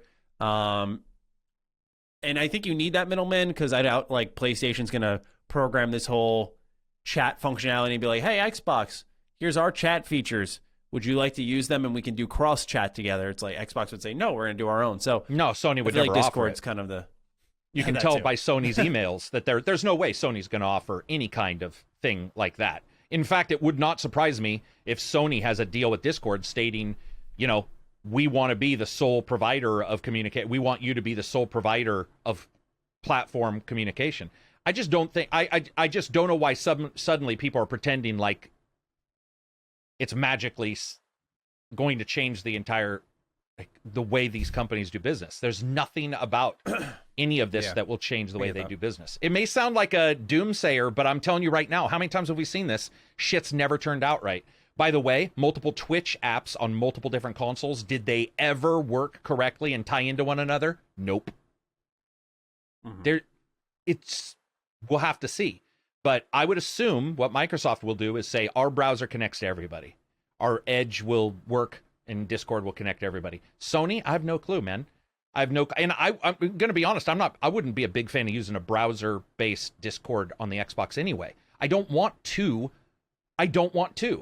Both of these companies are in deep shit because it made more sense if one bought it than it does because Microsoft hasn't stepped forward and said, we're buying the app as well, which they might tomorrow. They might say, we are also doing an app with Discord. Then you have a higher chance. But I'm going to tell you right now, dude, like, it's already confusing enough to get people to try to join. Have you ever fucking tried to join some of these parties sometimes? And you're like, who can join what? I can't see you, blah, blah, blah. If Discord fixes all that, that's great. Then I would want the OS company at Sony and Microsoft to remove it from internals. I don't want to. Yeah. It's funny because on PlayStation, the game-based thing functions very similarly to how you join a Discord server. You just kind of like, it's always open and you can just hop in whenever you want. And you just have a list of people who are a part of that base. So at least they were on the right track for their own system. But now with crossplay...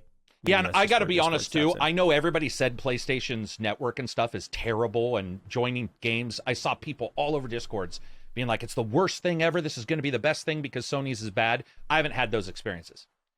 The couple games I tried to join seemed to work pretty well. Talking maybe wasn't the greatest. Vocal quality. That was it. But supposedly, it's terrible. So at least that's what people are saying, is that Sony's current one is terrible. I barely use it, so... Yeah. In the last year or so, I've barely ever used it. Ghost of Tsushima Number 3. multiplayer. Oh, sorry. I was just going to say that Ghost of Tsushima multiplayer was the last time I used it. Number 3, in February, Xbox introduced FPS Boost with 4 titles. It served as a technical workaround to bring older games to 60 FPS or 120 FPS. This week, it announced 74 more games would be receiving FPS Boost, and many of those games are available on Xbox Game Pass. This brings the total of FPS boosted games to 97. Zach Earwood wrote in, Howdy Dukes, as part of the big list of new FPS Boost titles, Wasteland 3 has been added and now runs at 60 FPS. While I'm glad the game runs at a higher frame rate, I figured since the game was released more recently, it would receive a Series X/S upgrade at some point. Does the inclusion of FPS Boost indicate that the game isn't likely to receive a next-gen update, or is FPS Boost a short-term fix until the update comes out? Thanks, and have a great day, guys. So I actually was digging around. I couldn't find an example where FPS Boost disabled next-gen updates, because the idea, I think, with FPS Boost is it's just frame rate targeted. So something like the visuals, the graphical enhancements that a next-gen update can bring, FPS Boost doesn't invalidate that. I think, if anything, it can stave it off, and it's a lot easier to implement. Hence why they announced this in February, and we're already at 97 games. I think it's just I genuinely think it's just like an application of some kind. To announce 74 games at once is pretty monumental, but what do you make of this news and what Zach had to say about next-gen updates versus FPS boosts? No, I would agree with you. I don't see any... I don't see that it would stop it. Microsoft has stated they don't need devs other than a write-off, like it's okay to adjust this. They do it all internally inside of whatever system they've got and this injector that they use. So I don't think it would stop it. I do wonder what enhancements he's expecting from Wasteland 3, because I played it on the PC and I played it on the Xbox. Not, I don't know, man. I'm not sitting here going, man, there's something on the PC that absolutely has to exist on the Xbox version. I think that's more of the possibility of not getting one, is they have to decide it makes sense to do one. And I don't know if they've made sense on that part yet. I could be wrong, but maybe textures a little bit. Maybe. Yeah. Steve Forgione also wrote in, "Hey Duke boys, hope everything is mid." With 70 plus games added to FPS Boost on Series X, do you know what that means? Mid? Yeah, middle, right? Is that what he said? Oh, yeah, like middling. Yeah, okay, gotcha. That's mid, yeah. With 70 plus games added to FPS Boost on Series X, what should we expect 360 games to receive the same treatment, in addition to adding more OG Xbox and 360 games to Series X? It'd be wonderful to see older games, particularly older Microsoft titles, at 60 and 120 FPS. It would further strengthen Microsoft's backwards compatibility crusade and give so many games a new lease of life. Let me know what you think and what games would benefit the most from this. Take care. P.S. Maddie, Lord of the Rings Conquest came in and I'm having a blast. How this game isn't backwards compatible yet is beyond me. Steven, we love to hear that. Please do enjoy Lord of the Rings Conquest, and I will continue to spread the gospel of this game. Carrick, we're seeing FPS Boost really apply to Xbox One games, with the likes of Far Cry, Assassin's Creed Unity got a boost, The Evil Within 2. Seeing a lot of different games across Game Pass and just in general get this boost. Will we see it for 360 and OG Xbox, though? That is my question. And I know you had early access to this mechanic, this feature. So I think you were more connected to some of the technical background of how this works. So I don't mean to put it all on you, but if you do have some information on that you'd be able to shine a light on, I'd definitely love to hear it. Yeah, I think we won't see as many old ones unless their physics were not tied to their frame rate, which in the old days it was, because that was a good way to time, like for every 60 milliseconds a certain thing happened, and then if you go to 120, suddenly your dish is flying across the table, and that definitely caused issues with like Skyrim and Fallout, those kind of games. Yeah, so all this does is it fools the system into thinking it hasn't drawn a frame, and then it reruns it to draw the next frame, and it's so fast that it can draw multiple frames. And so Microsoft, and it's weird because when it first came out, I was guessing that that's probably the only way they were able to do it, and that is actually the way to do it. It's very intelligent, very difficult though. I like it must have required a lot of work to figure it out, which is why we're seeing not a ton of games. But what we are seeing, I think, is bulk games starting to come out. The reason why I think you saw 97 was because they're starting to bulk test games. Like it's not taking as long. Once they've got it up and running, they know what they're looking for. Then bulk testing games is not going to be near as hard. I will say this: I have heard backwards compatibility is completely dead for adding new games. That is what I have heard. There is no new games coming to backwards compatibility. Phil sort of stated that a couple times, but then I did ask around, and it's like, that's what I've heard. Whether that turns out to be true or not, but that is supposedly, unless some one-off happens, like, it's just not a thing, because they are trying to get all the current stuff and their version of backwards compatibility, which is Xbox One. So I don't think expect more backwards compatibility games, but I do think some 360 games will come through for sure. I just don't know how they were programmed. If they had their physics tied in, that's an issue.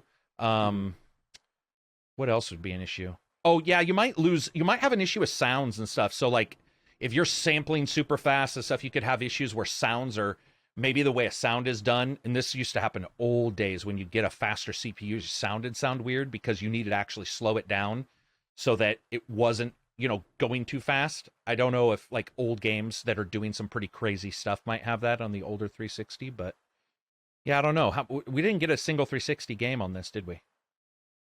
No. On this list. No, I looked. No. I didn't believe the list was true, by the way. Because it was so people told me massive, about or that just- list, and I normally never do videos prior to the thing being announced. But it's like so many people were like, dude, this is for sure real. I was like, I'm going to do a video and just leave it in the background. And then if it goes live and these are real, I'll just hit live on the video. And the reason why I didn't believe it, Maddie, is because like the Far Cry games, almost all of them. Like to me, that was, I mean, that also proves the bulk testing is probably working because they're bulk testing the deny or whatever that engine is called. But dude, some pretty sweet titles are on there. 120 for Mad Max. 120. Damn. That's insane. 120 FPS for Mad Max. That's like, by the way, that's like PC level, 120. That now you're getting to the point to where that FPS is like, that's fast. That's very cool to see that. Yeah, I understand why they've shifted. I think it makes so much more sense on a business front, and I don't think it's a bad trade-off why they're going to focus all in on FPS Boost, because I do think this is the way you sort of edge out your competitor. It's that fine thing that will push someone over the edge. So each console family has their strengths, right? Nintendo, portability, amazing exclusives. PlayStation, top tier exclusives. They're signing great deals. And then you've got Xbox with Game Pass. It's like, okay, all of these are very appealing in their own ways, depending on what income you have, what games appeal to you. But then you hear, hey, everything from the last 7 years is going to start getting upgraded for Xbox. Like these current games that are the more relevant sort of back compat experiences. And I think that's where you're going to start to see Xbox pick up some steam, because it becomes this, of course, value package like we've talked about so much and their audience likes to talk about so much, which is the idea that a lot of these games that are added to this humongous FPS Boost list are on Game Pass. So it just makes it easier for you to sell that service too. So it's all just feeding into one another, where I do think this is the sensible route. I do want to see them add more original Xbox games and 360 games. Yeah. You know, even if they do it once, right? I know I'll get greedy and be like, do it one more time now. But if they did it just once, just one time, just went, here's 12 new games. Enjoy these new 360 games. We haven't given up on it yet. Because I remember Jason Ronald was asked on Twitter about it back in October. Or no, I'm sorry, it was Game Informer who asked him. It wasn't on Twitter. Game Informer asked him about it, and they said, we're still looking into it. Licensing agreement, yada, yada, yada. But I'd love for them to do it. I believe you, though. I think it's pretty clear the writing's on the wall, and people are getting excited about FPS Boost, as they should be. And so they should continue in this direction. I just wish it was a situation where, why not both? Why not do both? But just makes you wonder how much upgrade the whole library. We want 12 more. I want all of them to work. But I wonder sometimes how much they were putting into it, not getting a lot back from those devs. And in fact, I would assume some of those devs were like, yeah, if you want a backwards compatibility, we have to work a whole new license, which we did here. Microsoft had done a couple times. And I think that's one nice thing here is they don't have to pay anybody anything. It just works better. And I don't mean that's nice as in I want the developers to not get money. What I mean is it's a faster turnaround time. If they get it working, they can tell the dev, hey, by the way, we're at 60 FPS now. They don't have to wait for the dev to sign anything and be like, you know, we want to rework a whole deal. And this is also backwards compatibility that most gamers expect but never got, which is faster. Most of the time, our backwards compatibility meant compatible. That was it. And now we're getting compatible and improving in ways that are commensurate with the power difference, which is, I mean, dude, the Xbox S, by the way, I just got a fist bump to the invisible Xbox S out there. Man. Dude, I was amazed at how many titles they had on there, like that were also on Xbox S. I mean, the idea that somebody can roll around with doesn't have a ton of money and is able to place like some of these games at 120, and that's pretty wicked, man. I love it because it gives somebody the ability to get into gaming at a much lower price point. Exactly what I was saying. I was having a discussion with a buddy the other night, and we were talking a little bit about how gaming nowadays versus back then, and he likes gaming back then. Like he's more like, I think it was better back then. I think it was more pure, yada yada yada. And I'm like, I think you can make the argument nowadays, like growing up, man, someone with like no money, it just the idea of being able to sign up for Game Pass and then see these games getting upgraded that in like you said, commensurate with the power of your new console. I mean, it's just so appealing, and I don't feel like it's coming at a cost anywhere. Like, I feel like because Game Pass is growing, I don't feel like physical copies are going anywhere. Of course, down the line, that likely will end up happening, but I don't feel like those are threatened. And so just feel like gaming's growing and it's more accessible in a way that makes sense for everyone. It's not like, remember when we had that whole thing, I think it was towards like the beginning, middle of the PS4 and Xbox One gen, where they're like, everything's going mobile. Yeah. This is the future. Yeah. And it's like we've sort of found a workaround to that where console games, single-player games are thriving. They're making money. Game Pass is showing that there's a way to make money. These companies with lots of cash are keeping developers afloat, publishers afloat. They're making good deals. We just covered a lot of them today. And in number 4 for our news, we could talk a little bit about how Microsoft's helping out PC. So we want to get into that right now, or do you have anything more you want to add for FPS Boost? All right, cool. Support for Defining Duke is brought to you by Manscaped. To be honest, trimming below the belt was never something I really enjoyed doing. It always felt like I was taking a risk, as I'm sure most men, including myself, can relate to getting a nick or two around the boys. All that changed for me though when I started using Manscaped. Manscaped engineered the ultimate groin and body trimmer by focusing on intelligent functionality and an incredibly comfortable grooming experience. I'm one of the first people to try their new Lawnmower 4.0, and I'm honestly really impressed by the overall package.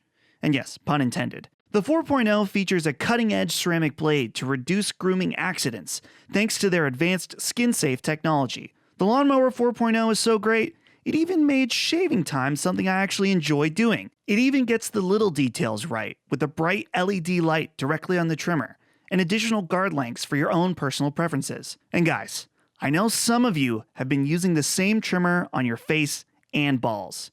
You're doing it wrong. Stop risking getting pubes in your mouth and get a dedicated ball and body trimmer with Manscaped to make me time the best time. Trust me, your balls will thank you. Get 20% off and free shipping with the code DUKE at manscaped.com. That's 20% off with free shipping at manscaped.com and use code DUKE. Unlock your confidence and always use the right tools for the job with Manscaped. Number 4, Microsoft appears to want to compete on the PC gaming front against the likes of Steam, Epic, and GOG. For starters, Microsoft has announced they're cutting their sales, their 30% of sales that they take on the store to 12% to bring more developers on board. Separately, in a leaked document brought by the folks at The Verge, it suggests to earn this potential cut that Microsoft would have to be guaranteed the streaming rights for the game, meaning that would ensure that the game functions on xCloud. Microsoft has yet to confirm if this is a part of their plans. In Microsoft's commitment to PC gaming, they also announced some neat new Halo Infinite details like ultra-wide support, triple keybinds, and advanced graphics options, which I don't know why that last part was a big deal to them, but I included it anyway. It was also revealed that Halo Infinite will support cross-play and cross-progression on Xbox and PC, meaning that you can play on Xbox, take your progress over to PC. It's all going to be account-based. Same thing, PC to Xbox. And I imagine with xCloud, this will carry into tablets and phones and maybe smart TVs one day. So they got something good going on here. What do you make of their new commitment to PC gaming? Can you give your idea of it? I'll be right back. I'm going to let the puppies in. Absolutely. Sorry. I wanted to make sure I sat through the entire thing before I go. No, it's all right. So obviously, I think this is a very good thing. Surprise, surprise. Because I'm very excited for Halo Infinite as time goes on. Not based off what we've really seen. I mean, it looks like it plays well enough. For me, it's, the idea that Halo will be exciting again is a really fun concept because it hasn't been like that for me since like Halo 3. And I think many of us can really agree with that. You get the feeling of a new Halo game with 4 and 5, but they didn't really, to me, deliver as strongly. Where I feel like Halo Infinite has a real chance. And so stuff like free-to-play multiplayer, now having cross-play and cross-progression. Once again, in this same conversation last night, I was talking to another buddy of mine, and he was excited to learn like Halo Infinite multiplayer is free-to-play. He doesn't care about the stories. He's not a single-player guy. He's a multiplayer guy. So for him to be able to just get in and say like, hey, I can just experience Halo Infinite multiplayer with this cross-play, cross-support, it makes it very easier to make this game like the next grind, right? Like, let's go, let's hop in, let's play this. I think what's more important, though, Halo hype aside, really is this percentage cut. I think this is what helps people get on board. Like I said, we're seeing these deals where these companies that have a lot of money are willing to pay you as a developer, as a publisher. In the case of Epic, we saw it with their free games per month, how much they paid for some of them.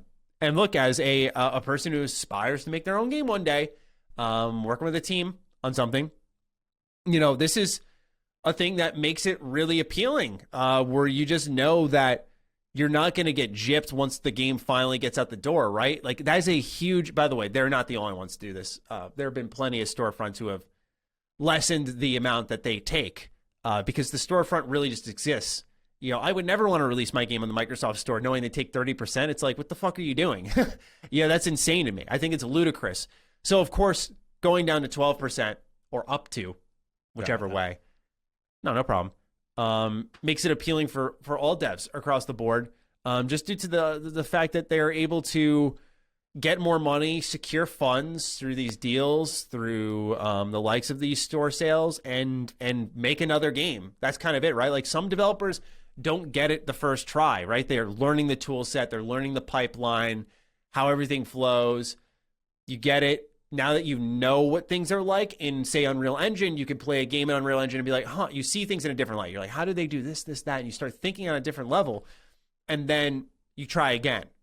This enables people more and more to have the ability to try again. It's not about just succeeding and making money, but about developers learning and becoming better. Because we sort of entered this age of gaming where we're just seeing constant slam dunks everywhere, but there was a build up to that, right? There's a build up to those games doing as well as they are doing, where, well, number one, reviewers, I think, have become more generous. But besides that, I think games are getting better. And so having funds to continue to learn and bring in new devs who can try and learn, I think is super important. But those are generally my thoughts on the storefront cuts, as well as Microsoft's commitment to PC gaming. Carrick, now that you're here, what do you think? I have a lot of issues with Microsoft in their storefront and all that. So, like, I don't trust them when they cut the price, which is awesome. That really helps. But right now, you open one app and then you try to open something else, it opens the store, and you go into the store and you buy something, then it opens a completely different thing. Half the time it can't tell what fucking hard drives you have, and it saves games that half install. By the way, I don't know if anybody knows this, still got this bug.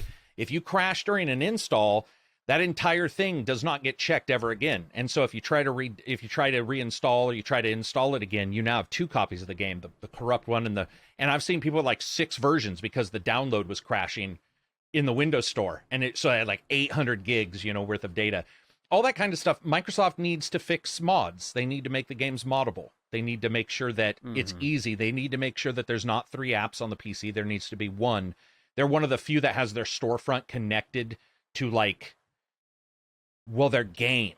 There's something about them that is a little bit more inborn, and it causes more issues. And I don't trust them right now to above and beyond the price stuff that they can do. They say they're going to improve it. I don't really trust them to improve it. I just want to see it happen, because they've done such a poor job. I still think Steam is, awesome, pretty awesome. Right.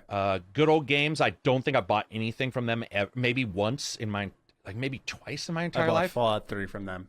Yeah. This was the only place it worked, because it didn't have that games for Windows. Because it didn't have Live games thing. for Windows, which, by the way, is sort of what I was getting at with the tie-in of Microsoft. So I think it's awesome. It's awesome that they're offering better deals, but I just, man, dude, I'm sorry, on the PC, I'm not really in love with Microsoft on the PC front right now. There's multiple things and the updates and all this kind of stuff that they say they want to support it, but they own Windows and they can't figure it out. Dude, you can't be any higher than that. You're like, how you own the thing you're trying to, you're not even beholden to anybody else, and you can't get it right. So I don't know. I'm going to take a wait and see on this one, I think. Sounds good to me. Number 5, last bit of news. Then we get into our Game Pass pick of the week. Releasing in 2014 on Xbox One and PC in 2018, Sunset Overdrive is one of the most underrated exclusives to this day. After PlayStation acquired developer Insomniac Games, it was uncertain whether or not the game would make its way to their set of consoles. While it doesn't confirm anything, a trademark has been registered by Sony at the U.S. Patent and Trademark Office in late April for Sunset Overdrive, meaning that they might be looking into something. Now, there was also this was a 4chan leak, by the way, so please do not take it seriously. But what's interesting is at the same time, before all of this, there was supposedly a refreshed edition of Sunset Overdrive there. which then Colin came out, by the way, and said with Insomniac stuff, none of this sounds true based off what he heard. So PlayStation potentially getting every cent of that acquisition from Insomniac. This makes sense, man. I hope they do this because I want more people to play Sunset Overdrive. That game is so good. I feel like it really fell to the wayside, even when it came out on PC. I feel not enough people talked about it. I would really like to see that game get a second life and get a sequel of some kind. I don't know if you're as high on it as me, because I think there are flaws with it for sure. Especially like its questing was a little awkward and its end game really was non-existent. But overall, I thought it was really fun. And you could see a lot of the DNA for Spider-Man in this game. So I think it was also like really, really cool to see it just exist and what it developed into. But what do you make of the potential of Sunset Overdrive leaving the Xbox PC ecosystem, if you will? Well, they did say they owned the IP. Insomniac said that, back in the day. So I would like to see it. I don't think they do a sequel without the original being remade or something. Just because the game didn't sell well, it didn't do well, and it isn't like critically. It's considered by the people who played it as very fun, but it's not like you don't hear about it other than yourself and a couple other people, right? So what I would like to see them do is have like the deluxe edition. I don't know what you call it, but I would like to see them remake the first or remaster the first, get it up to snuff, because now you're talking about a launch Xbox One, by the way, version of the game, or PC. I guess there's a PC version of this, right? Yes. Yeah, okay, that's what I said in 2018. I apologize. Yeah, so you got PC, and then you're all the way through the PS4's lifespan, and now you're into the PS5. So I'd like that to be touched up, and then you can light some fires, and just if it were me, I'd just be like, I don't know what I would call it, but I would in some way try to get people into both of them, because a sequel, I think, does that game in particular sort of a disservice, because a lot of people are going to be like, well, what was the first one? Like what?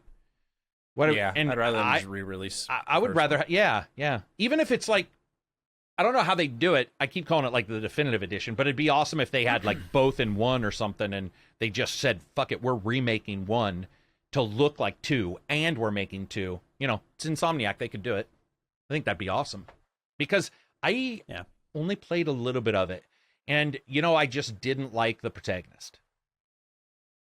That was the main thing. I hated that and I hated the over-the-top world at the time, which I don't think it would bother me now. But at the time, it bothered me for some reason. The Mountain Dew energy drink world. I just... Yeah, it's pretty true. But it's true for back then. I bet you now it'd be fine. I don't know. You know how it is. Sometimes a game's atmosphere hits you wrong. It was just... to me, as someone who loves everything Insomniac does, it was like hard for me to fathom disliking it. But when I got into it, just pretty much having Ratchet and Clank with parkour in a post-apocalyptic world, I was like, fuck, this is like everything I like in one thing. They did Fuse. They did the co-op shooter Fuse. So you do not like everything they've done, right? I have not played Fuse. Okay, well, that's you just got out on a technicality, bro. That is my asterisk in my comment there. I love everything Insomniac does. Asterisk is in the small text below. Fuse. Yeah. Okay. All right. Well, that's fair. No, that's fair. I mean, I think it's cool, and it's obvious. You're not the only one who's brought it up. People are looking too. Obviously, somebody noticed that. So, yeah, we shall see in due time. I think it'll be great. We'll see. All right. He's already Game Pass pick of the week. He's already reviewed it. I love it. Yeah, it's going to be great. It's going to be good. He's like, it's going to be great. It's already out. Go to your stores, pre-order it. Tell GameSpot or GameStop that you want to pre-order it. Dude, come on. There's no way they fuck it up. I don't think Insomniac fucks it up. No. Insomniac, in fact, if you said, of all the dev companies, I know CD Projekt Red people were hot on. I don't even love every Insomniac game, and I would still say Insomniac. Dude. I mean, other than Fuse. They're on some type of roll, man. I wonder how they're doing it too. They're gotta be doing some type of magic there between Spider-Man PS4, then we get Miles Morales pretty quick, then we're getting Ratchet like a full game, and then whenever this re-release comes around, if it does, I mean that's like 3 games in a little over a year maybe. That's some fucking serious output. And PlayStation's It's almost like sitting there they understand "We fleeced them." exactly what their DNA is. You know how Rare used to make a certain type of game, then they were making avatars? It's like, Yeah. sometimes you get a wide receiver in football that's all they do. They're not a master. They're not like one of those guys that maybe is super amazing at everything, but they're insanely good and they'll come through in a clutch moment in a football game. And that seems like Insomniac, that maybe they don't do a ton of other types of games. And if they do, Fuse, it doesn't turn out the greatest. But when they're doing you love their Fuse, thing, though? was it Fuse? Is that Fuse? Yeah, no, I didn't you love told me you love Fuse, though. No, I didn't love it. Are you sure about that? Yeah. Was it Fuse or is it? There's two games. Oh, dude, I'm fucking with you right now. Yeah, but there's Fuse and there's another one. That's why I asked if it was Insomniac that made it. There's this third-person shooter that I thought was Insomniac. They did And a it's VR like a game. No, by the way, Edge of Nowhere. That game is good. If anybody gets a chance to play, wait a minute, there's two that they did, right? Didn't they also do the robot one?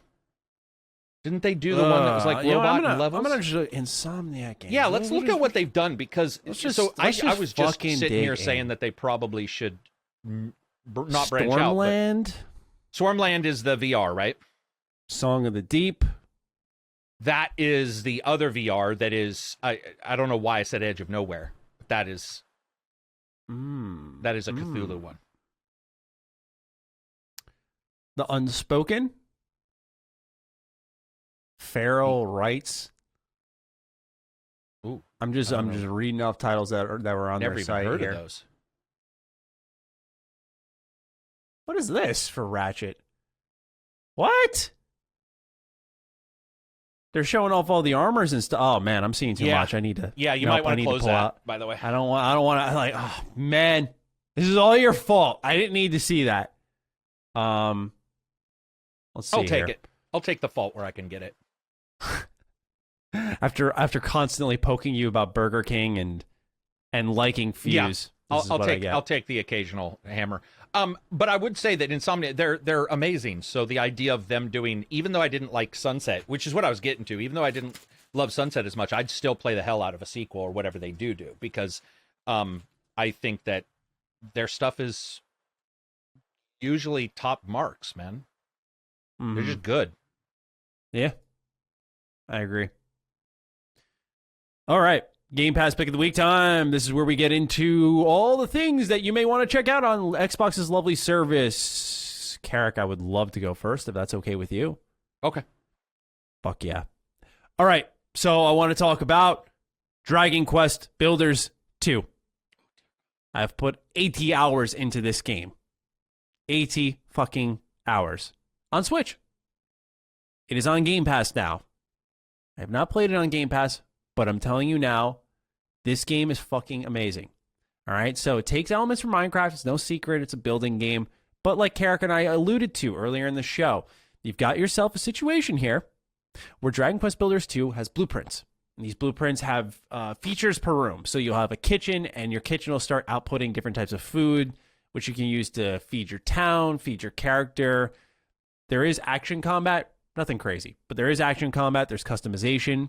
But what happens is you just have this whole island that you can build on and build up with and farm resources. In the middle of all of this is a unnecessarily charming story that is quite good. So it does all of these different things and does them very well, I might add. And I just need to put this game on people's radar. This is the perfect time to give it a chance. I understand it might be hesitant. It's JRPG. It's Minecrafty. Is it grindy? I get it, right? There's charming writing here. Do know that. But this is the time for you to give it a chance. For you to listen to your senpai Maddie. For you to just lend me your ears and realize you've all been wrong about everything. This is the game you must play. That's it. Okay, then. That's a lot. That's a lot of guilt. That's a lot of guilt for a single game. Mine is Sniper. I would say Ghost Warrior 4, but and the reason why I want to point this out, the reason why I'm bringing these up is because this is Game Pass. I'm not saying this is a stellar game, but I do think sometimes you need to play mediocre games to understand what a good game is. And Sniper Elite goes between great and just okay. And like, depending on which one you play, I've always thought I like the games with the sniper vision. I love sniper vision. I love watching somebody's head explode. Like, those kind of games are fun. And I think it's well worth checking them out, because I'm always surprised when you think about it, how some of these middle games come out with like 12, 15-hour storylines. May not be the most, amazing cutscenes or whatever, but huge stories, all this kind of crazy stuff going on. That's sort of Sniper. Sniper does a lot with its story. It's not just like taking on bad guys. There's actually movement. You go to different locations. It'll do that movie thing where it's like Italy, World War II. Like, I sort of dig that kind of stuff. And they're not amazing, but they're better than Sniper, Ghost Warrior, Contracts, or whatever the fuck those games are. Jesus Christ. By the way, a new one's coming out. There is a fan base for that piece of shit. You know that? No, I know. Contracts 2 has a preview, and somebody's like, listen, I don't know why I like these, and it's by a major company, and they're like, I'm enjoying it. And I'm like, how could you? They're so bad. I'm going to play 2, obviously, but they're rough. But this is not rough. Sniper Elite at its worst is still better than those games. And yeah, man, I think it's worth it. It's got a character that talks, an actual protagonist, side characters. It's not just, sometimes when you look at these, I can see people going, it's just a sniper simulate, like you're just walking to a rock and shooting people. It's not like that at all. There's multiple ways you can take out enemies, all kinds of crazy shit, like turning on an engine to make it so loud that enemies can't figure where you are, perk system that ties into that. So for a Game Pass game, not spending cash, I think it is well worth people check those games out, because they can be good B-level Sunday all day fun, and you're not going to go wrong. So that's mine. Fuck yeah. And don't play Sniper Ghost Warrior one more time. Man, dude. I featured that. We talked about Humanity's Worst Game at the top of the show. I featured one of those games in it, and people got upset. They were like, this is great. It's so much better than Sniper Elite. And I'm like, can I please try what drug you're on? I would love to go to this other world, because holy fuck, I don't get that. I do not understand how you could even try to argue that Sniper Ghost Warrior is a good series. That shit is broken, buggy, borderline non-functional, feels janky, but it has this fan base, man. And they keep getting games. They have like 5. I know, and I think it was the last one I reviewed, where it was a little less buggy than the prior one, which was the one where I climbed up the ladder and the ladder stayed there and I just climbed into the sky, into space forever. Oh, that's good. Yeah, but I mean, what I can see. So, Maddie, I think it just dawned on me. One of my best friends when I was younger, well, not younger, but about a decade ago, he loved it, and he never really required a game to be good.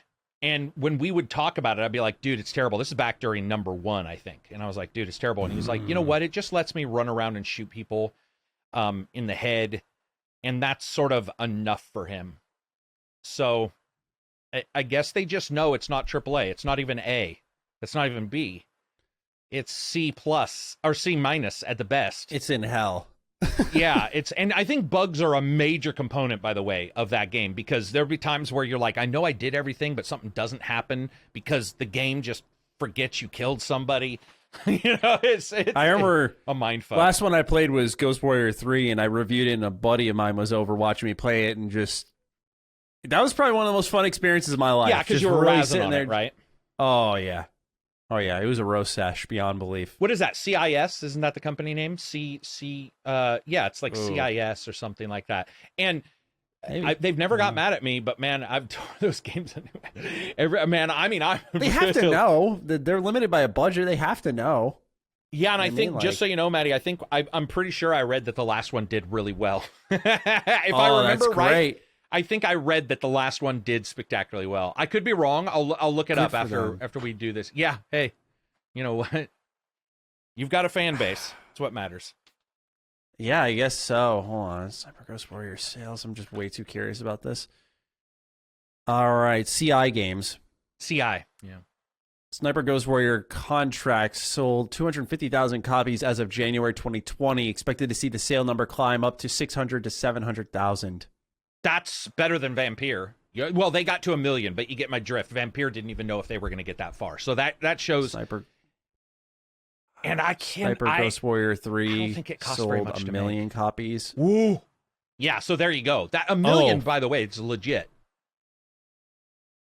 Gamatsu reports, as of Q1 2021, Sniper Ghost Warrior franchise sales top 11 million. Flabbergasted, man. I mean, yeah, sometimes I don't know. I've not seen quality in those, not just but I think sometimes people just will play the game that, like I said, just allows them to run around and shoot people in the head, and they don't necessarily need everything to be perfect, or even good, I guess, apparently. It's just for a sniper game. It doesn't feel snipery. I know. Does that make sense? No, it makes. I've even said that in the review. I'm like, this just. I mean, in fact, I went full loud so many times. Like, it just. Yeah. All right. It is what it is. Well, yeah, we'll take it easy on them. Let's go into backwards compatible pick of the week. What do you have for me, sir? So the thing is I've had difficulty checking to see what ones are on PC, how they've progressed. But I would say, in the last couple of weeks, I've been on a stealth kick, and Splinter Cell did pop up. I just think the Splinter Cell games are not always awesome. In fact, the first one's pretty cumbersome. But I do think that as we get into some of these games and people hear me saying, "Oh, I want a new Splinter Cell," or whatever, they don't really understand why, because maybe their version of whatever is Metal Gear, and Metal Gear doesn't feel like Splinter Cell. In fact, one's very serious in tone and everything's grounded in some kind of horrible realism, and the other one is just batshit insane.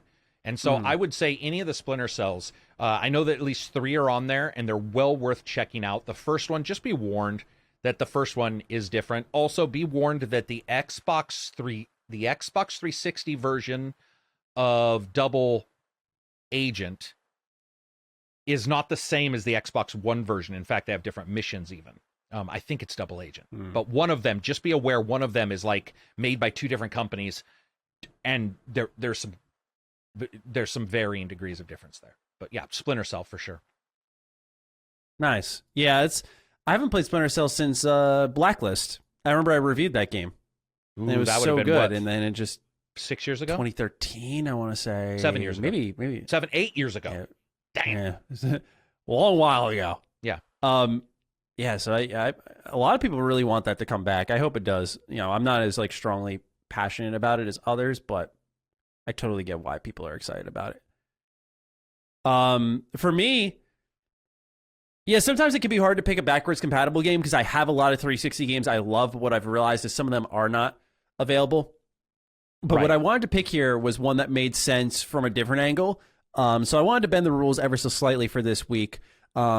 Which is, and also, by the way, I have games I can pick, but I don't want to give you guys like an out-of-date opinion. Typically, I'll play these games or tinker with them a little bit to refresh what I liked about them firsthand.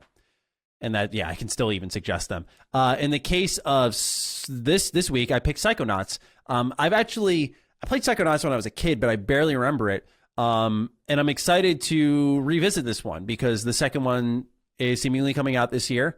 And I wanted to go ahead and hop into this because it's also being added to Game Pass. Yeah. So what I'm thinking of doing here is, in this case, this very specific scenario, I just want to put it on people's radar if they missed it because it was announced it was coming to Game Pass. Check it out, because if you like that, apparently the second one it looks like it's going to be even crazier. Very kind of rare type of game, not like rare company, but like just the style it's made in. And I'm weirdly kind of interested in this. So I'm looking forward to picking it up for the first time since I was a kid, seeing what it's all about. And it may end up, if I like it, being a Game Pass pick of the week sometime in the future. But I hit the mic. I might end up wanting to, what's it called? I might end up enjoying this more than I thought. But I just wanted to put it out there for people who maybe were missing it or something like that, that this is something on the way. And do check it out if you have yet has to be one of the longest sequel takings ever. Yeah, I don't remember when the first one came out, but that's fucking original Xbox. Mm-hmm. And we're just now getting to. We got PSVR Psychonauts, but that wasn't a full title. Yeah. So whatever's going on with that game, who knows? But fortunately, Double Fine's got Microsoft at their back, so they're probably like, let's just take our time. We got money. All right, before we get into our 5 final questions for this week's show, we have our PC deals of the week we'd like to go through with all of you. So some of these are actually new releases that I thought were good. No PC parts this week. There really weren't any good deals I could find. Number 1, from Games Planet, Resident Evil Village, something that we got a lot of write-ins about, so reviews are out. Please do check them out. All variety reviews. $50, 17% off. And the deluxe edition is $60 or 17% off as well. And these keys become available, and then you can activate them over on Steam, and you'll get your pre-order bonuses. So I thought this was actually pretty good. If you want a pretty good deal on the newest PC game launch, go ahead and give this a look here, because I know some people are really excited about Resident Evil Village. Number 2, Humble Bundle. Their Humble Bundle choice for May 2021 is Metro Exodus, Darksiders Genesis, Hellpoint, Cook Serve Delicious 3, Levelhead, Fury Unleashed, Size Matters, Morkred, Relicta, Retimed, Family Man, Vane. So that top set of games, Metro, Darksiders, Hellpoint, pretty good. Pretty big improvement from last time we sat down and talked about Humble Bundle, where they did not really have their best showing. So this is $12 for 12 games offer. So you'll get all of these for $12. And Metro Exodus, I'm not the biggest fan of it, but if you can get that in a $12 package, well worth it. Darksiders Genesis, I haven't played it. Did you like Darksiders? Yeah, Genesis? I thought it was mediocre. So Genesis, mediocre to good. I thought it did pretty well with what it had. It's the Darksiders 3 that I wasn't a huge fan of, but I think Genesis did pretty well with what it was trying to do. Darksiders 3 could have been really, really good, but it was so, and this is coming from someone who likes Darksiders a lot and who is very technically flexible, but it was so dated feeling. And that's also coming from someone who liked fucking Outriders. So that's saying something. Yeah. It was just, it was pretty egregious. So I would have loved to see them do a next-gen update for that game and fix some of those kinks that they did, because it is a good game. But Darksiders Genesis, mind you, is on Game Pass, I believe. So this is if you want to own it on PC. Last but not least, Green Man Gaming is doing a pre-order offer for Mass Effect Legendary Edition. Remember, if you are a Game Pass Ultimate subscriber, I believe you get 10% off your pre-order for Mass Effect Legendary Edition. Before you pre-order, wait for reviews. But I just want to put this in the back of your heads for if you end up wanting to see this game out and play it, that you know where the deals are. So Green Man Gaming is doing a 14% off pre-order offering, $51. Not too bad. $51.59 to be specific. So if any of these games interest you, go ahead and give them a look. And with that, it's our 5 ending questions of the show. Let's get things started with Max Scale. Hey Dukes, backwards compatibility. We used to have a web page available to us on the Xbox website where we could upvote game titles to let Xbox know which games were highly requested so they could look into licensing contracts on them. With this webpage gone, do you think Microsoft will just default to social media like Twitter and rely on us tweeting them about certain titles? I feel this would annoy the respective heads and team rather than be beneficial in a greater sense of having someone just tweet, bring back X every few days. With so many games stuck in the Xbox 360 Live Arcade, many published by Microsoft themselves, is this something we should expect to change, or is this how it is from now on? With Microsoft choosing titles internally with their own analytics and the like dictating which ones they aim for. Have a mad day, and hope it's only slightly windy on the way home. So we did already kind of answer this one. Yeah, kind of. So I apologize to Max. We did break the news earlier that, according to Carrick, it seems like that's all done for. Yeah, it's all. I mean, that's all the stuff I've seen is that it's done for. So, yeah, especially if they took down the webpage. That's the thing. If you can publicly kind of corroborate what you've been told, it usually is to make some sense and be believable. All right. Sorry, Max. I apologize that we didn't get to give you more of a conversation. J-Train's up next. Hello, gentlemen. With today being Star Wars Day, the time he wrote in, May the 4th, I've been thinking about Star Wars games and the future of them. One interesting thing about them is they have a problem with the number 3. Multiple Star Wars games have stopped at the number 2, and with the third game being canceled or never started. Some examples of this include KOTOR, shut up, Battlefront, this happened twice now with the series, and The Force Unleashed. With that being said, do you guys think these games will ever get a third installment, and who would be the perfect developer for them in your opinion?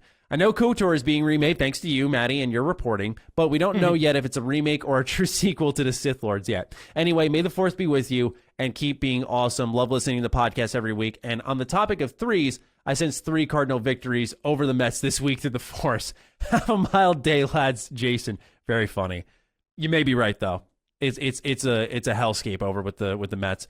As for the Star Wars games, yeah, I wanted to just quickly say with KOTOR, and I've said this before, and it's been in other reports, so I'm not breaking anything here, that KOTOR is reportedly a hybrid of sorts. So a hybrid between 1 and 2 story-wise.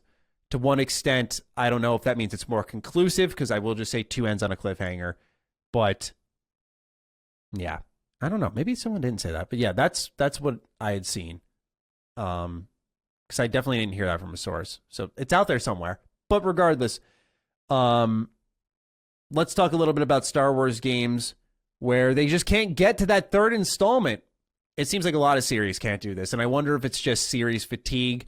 And I wouldn't be surprised with Battlefront and its immense player base with Battlefront 2 if the next one they do is this kind of Halo Infinite mindset. Like, this is it for a while.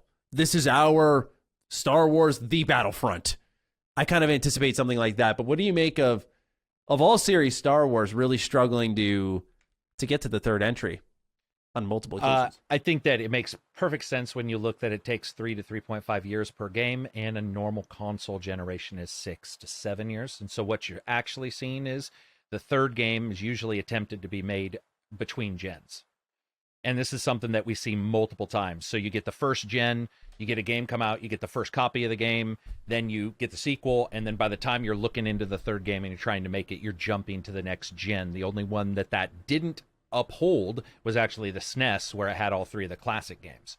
The Lego games also don't hold to this. But I think when you look at games that are trying to push a technical limit, that makes perfect sense when you look at how generations go and the average amount of time a game takes. The reason why I say that is because one of the biggest issues that even Amy Henning's version had come into was like open world, not open world, semi-open world, blah, blah, blah. The reason is because when they were switching between different console gens, your memory requirement or your memory allotment goes up. And as everybody stated, the big issue with the Xbox One and the PS4 was they got that extra memory from the 360 and the Xbox. 360 and PS3. So they were able to make open world. They were able to do things, and that causes companies to reset their entire plan. They'll be like, oh, we can do all this with this next gen, but we can't do both versions. And you get flummoxed. And that's not including all the politics that happen with Star Wars and EA and all that kind of stuff. But I think added onto it, it's a big deal because there's a lot of games that don't get to the 3rd. There's a lot of them. Dead to Rights didn't get to the 3rd. Well, Dead to Rights, I think, finally did get to the 3rd, now that I think about it. Dead to Rights 1, Dead to Rights 2. I could be wrong on Dead to Rights. It's a series I'm going to start revisiting here this week. But anyway, yeah. Ooh. So makes, I get what he's talking about. I think we'll see. I mean, I don't know. Do sequels matter too? I guess is the other thing. Like Star Wars Battlefront 3, I care much less about that than a KOTOR 3, and we're not even at KOTOR 1 and 2 yet. Yeah. That's the other thing is with these gaps, once the time passes, then another developer picks it up and it's like, do we continue what has been done or do we start over again? And do you even think, Maddie, because I don't think Unleashed 3 would have been nearly as popular as getting what's his name to jump in and play a different character on Fallen Order? Oh, Sam Witwer? No, yeah, well, Sam Witwer was in Unleashed. I'm saying getting the redheaded kid to play in the new one. Oh, sorry. Yes, in a new thing. Yes. In a new thing. It wouldn't have had the Unleashed 3. I like Sam and I like those games. I just don't think it would have had the same gravitas as a brand new character, that actor, those kind of things. Yeah. Cameron Monaghan's really thank good you. At what I don't he know does, why I was having. Yeah, he's awesome. He's awesome. And so, yeah, you make a really good point there. It's really hard for me to add any thoughts. It was one of those moments where I sat there and just complete appreciation of you, Carrick. You know, this is what you bring so much to our show, and that was one of those instances where just your pure knowledge finally worth it, shined baby. brightly. Woo! You've always been worth it. I don't want. I know you're not saying that. It took 2 hours, and you finally got to this point where you're worth it. Yeah, thank God this fucker said something useful. No, no, but I just wanted to say I appreciate you. You know, just what you do is so good. All right. Jason O's, or John O, sorry, is up next. Hello, Maddie and Carrick. Do you think Xbox could be marketing Xbox Game Pass as an experimental stomping ground to other devs? One thing I feel that people don't focus on is it could be a gateway for us to get some unique exclusives from the Microsoft first party, as well as games that other companies may not have attempted without a service like Game Pass because they wouldn't sell just as well. There's a real chance in the future that Xbox could be known as the place where risks can be taken, simply offering a service like Game Pass. A game like Returnal, which had crashes and glitches, may have been received better if put on Game Pass and not put a big $70 price tag on it. Thanks for always taking the time to read my comment. Congrats on the new 2.0 shift, Maddie. Thank you, John. I thought this was really good because I normally, and this is no offense to John, by the way, but I just would have left this comment at the wayside. We talk about Game Pass a ton, where we've covered almost every angle. But with Returnal being a pretty recent release, I thought that this was a worthwhile conversation because this is a situation where Returnal is getting some backlash because of its price. It doesn't have an autosave or a save functionality of some kind. I haven't played it yet because I have it.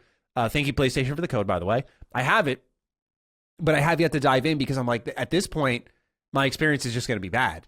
And I want to wait for them to patch it, fix certain things, and add at least saving all that stuff because it doesn't seem like a long dive, but the long runs, it's a lot more hurtful. And when we have, in hindsight now, something as successful as Outriders, which did really well despite coming out in a pretty technically flawed state, you can see in practice the difference is there. So I think, yeah, this could be in the future like, hey, you're unsure about this. Why don't you try it out with Game Pass? I definitely think it's a tool they're going to use to entice developers to take a risk or two here or there. Do you think that's going to be the case? Yeah, I mean, we do. And now that you're hearing everybody from Sega to Square being like, we're really happy with Game Pass, like that sells itself. So, and I think a lot of people look at it, and to be honest, I think people do forget that one of the first games that was on Game Pass was Ashen, and those guys, Microsoft had already sold them prior to the Xbox One, I think, even being out. Like, it was, they had already, Microsoft has been aiming at this for a long fucking time. So, yeah, for sure. It definitely caused a dev to look at it and say, hey, man, and I don't think people are worried about quality. Quality is something you should always worry about regardless of price. I mean, and I firmly believe that. I could get really dirty right now and say, like a free BJ is still worth it. But it's like, nah, not if it's toothy. Not if it's toothy. So to me, it's always worth looking at quality. And that to me is why Game Pass is great, because their quality is pretty fucking good. It's pretty high for what we've got in there. Microsoft seems somewhat cognizant of that. And I can see companies saying, why would we want to go on Game Pass when it would just be dropped? Microsoft could drop it if it doesn't perform. Let's make something good and do a deal with Microsoft. So, yeah. Right on. Thomas Rigby is up next. What's up, Deadly Duke Duo? First time writing and new subscriber here. I pulled the trigger on the Patreon last week. Once I realized I was only listening to Last Stand Media podcast, I figured it was only fair to lend my support. Thank you for joining up, Thomas. As a huge RPG fan, I've been loving both of your recommendations. You guys have led me to gems such as Pillar series, Divinity Original Sin 2, and most recently, Dragon's Dogma, though I haven't started playing that one yet, and plan to check out Wasteland 3 in the future. Do you guys have a favorite style of RPG, action, turn-based, or anything else? Two of my favorite games are Final Fantasy VII, the original, and The Witcher 3. Both have very different play styles, but both are absolutely amazing in their own ways. What are your thoughts? P.S. Carrick, you are my spirit animal. I'd wish you a terrible day, but since it's Cinco de Mayo at the time of writing this, and yesterday was Star Wars Day, it doesn't seem proper. Thanks for all the great content, guys. Thank you, Thomas. Thank you. You have a favorite type of RPG? I mean, I think I do if you call this a type, but I would say The Witcher, the third person open world. I mean, I don't even know if that's a type. It's just like that's a third, but like The Witcher style is definitely my favorite. Elix, Two Worlds. It goes all the way back to the Xbox. They don't have to be amazing, and I still a lot of times will enjoy them. So whatever you want to call that, but third person open world is like my favorite. I don't like turn-based near as much as I like real-time. Turn-based I love for XCOM, but I do not like it for RPGs because it usually comes with other caveats that I'm not a fan of. Yeah, I don't know really if I have a favorite RPG because a type, I should say, because to me it always comes down to the nuance and the mechanics. Like world, Persona is a favorite type of RPG for me because I love its daily life system and the choice and consequence of like, what do I do today and then today, and kind of strategizing your life while having this dungeon crawling experience. But meanwhile, Wasteland 3, more traditional isometric RPG, I love it because of its branching choices. Same thing in a sense with Divinity Original Sin 2, where it oozes incredible writing. Meanwhile, Vampire is that blending of action choices and a reputation system. So good. Fallout New Vegas and 3, of course, Karma, reputation, the world space itself. So I don't really have a favorite type because as I take a bird's eye view of it all, I like RPGs. I just like them in general. And because it's hard for me to identify it because I guess I'd say if anything really lights my fire, it's a Bethesda Game Studios RPG. Like their style of, it's not quite jank, but you play their game and you can feel it's their game because of how they handle exploration. Like they're point A to point B. To me, that level of interaction in their games on top of that is what feels good, but that's not really an RPG thing. But like, because it's also an RPG on top of that, I think it makes their games really appealing to me. Very strong appeal. But at the end of the day, yeah, it's just very mechanically driven. So I can't say I have a real strong favorite type. Because my ears perk up if I hear action RPG, if I hear turn-based RPG, but I also have my expectations in check. Typically when I hear action RPG, I know that's likely not going to come with the heavy, diverse choice and consequence that you'd hope that you would see in a turn-based game. And that's really, I think, just boiled down to like animation pipelines and potentially like rendering out a whole boss that has this entire moveset that took months and months to make for someone to never see it. And it extends your budget, and it could be a waste of money. So I get why it is the way it is. But yeah, ultimately, long-winded response, Thomas. I could recommend RPGs all day, but I'm just a real big fan of the genre. I love it too when you turn on a Bethesda one because they do feel different, but everything's interact. So every time I play Persona, I like it. It's a cool world. It's presented a certain way, but not everything is even near interactive. In fact, a lot of places in Persona feel empty as fuck. Strikers really had some empty spots where you just know when you go around a corner, it's just a wall and some floors.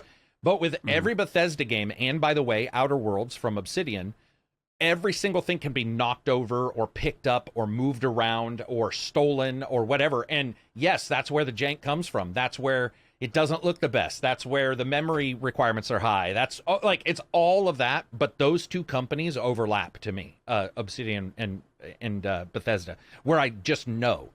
Like, I know what it's going to feel like, and I like, and I can see why somebody might like those more than others, because even Witcher 3 didn't have near the interaction. It's just, it's beyond belief. Because then when there's that interaction that's not there, to me, it feels like you're just in a world space, right? I know it sounds so inconsequential, and it really is, but being able to, like, in Fallout, just pick up the bottle off the table, and the bottle disappears. I'm there. I am there. I don't know how else to say it. It brings me in, though. And just in Fallout, Skyrim, the Elder Scrolls games in general, like, you can hold A and, like, you'll actually lift it. Like, you don't just pick it up. You can lift it and move objects. Or sawing logs at the starting of Skyrim. Something stupid like that. There's always, or chopping wood, like, especially in VR. Like, I would be chopping wood, or I'd be doing, and I was just like, man, I could probably do this because that's basically a simulator game, by the way, like, that somebody else would sell. Somebody else would sell, you know, a hunter-gatherer simulator as a game, and yet it's all those multiple different genres are in one title from Bethesda and from Obsidian. They do feel a certain way. I don't think anybody would be able to say that, like, Witcher doesn't feel better put together. On the other hand, Witcher 3 launched with some serious issues too, so it's not like any of these companies we're mentioning didn't. I think Outer Worlds launched fairly well. That was one of its big talking points. Outer Worlds came out pretty bug-free. Yeah.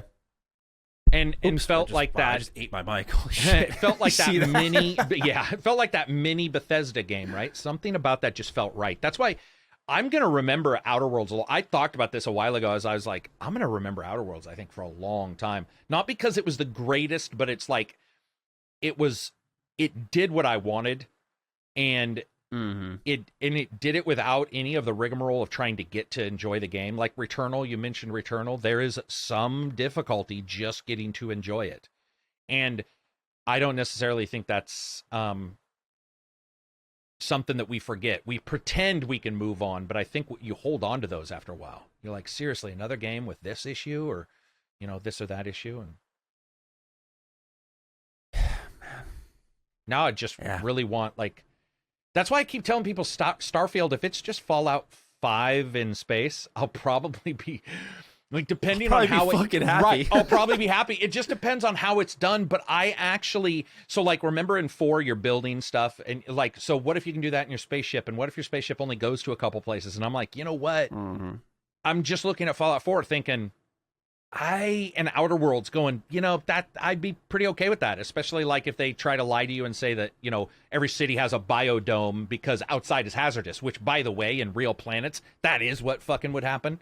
So, yeah, and now we saw the Outer Worlds DLC where they go to different little mini moons, and I just get more and more interested in Starfield after playing even the DLC in Outer Worlds, where I'm like, I can see what they can do here.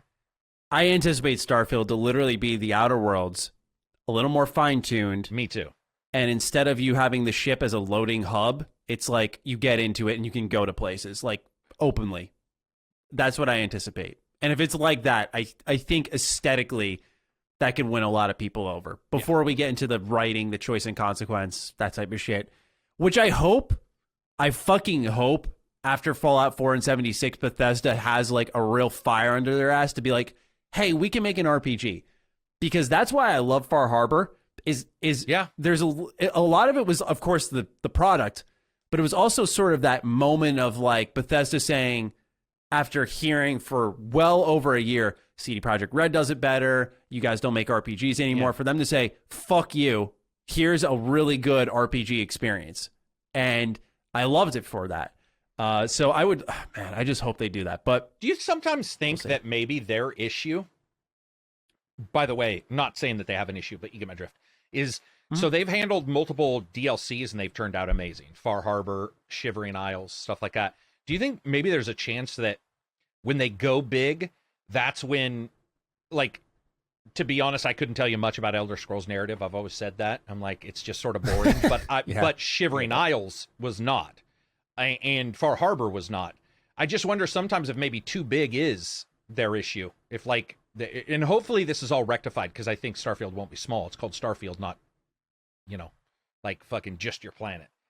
Let's hope. But yeah, man, I don't know. Sometimes I just wonder if they let that big one get out of the way, and they sort of get it out there, and then they're like, now we'll do story in the DLC. But I guess the big ones are sort of freeform anyway, and that's why they feel that way. More of a, you don't want to have it too tied up.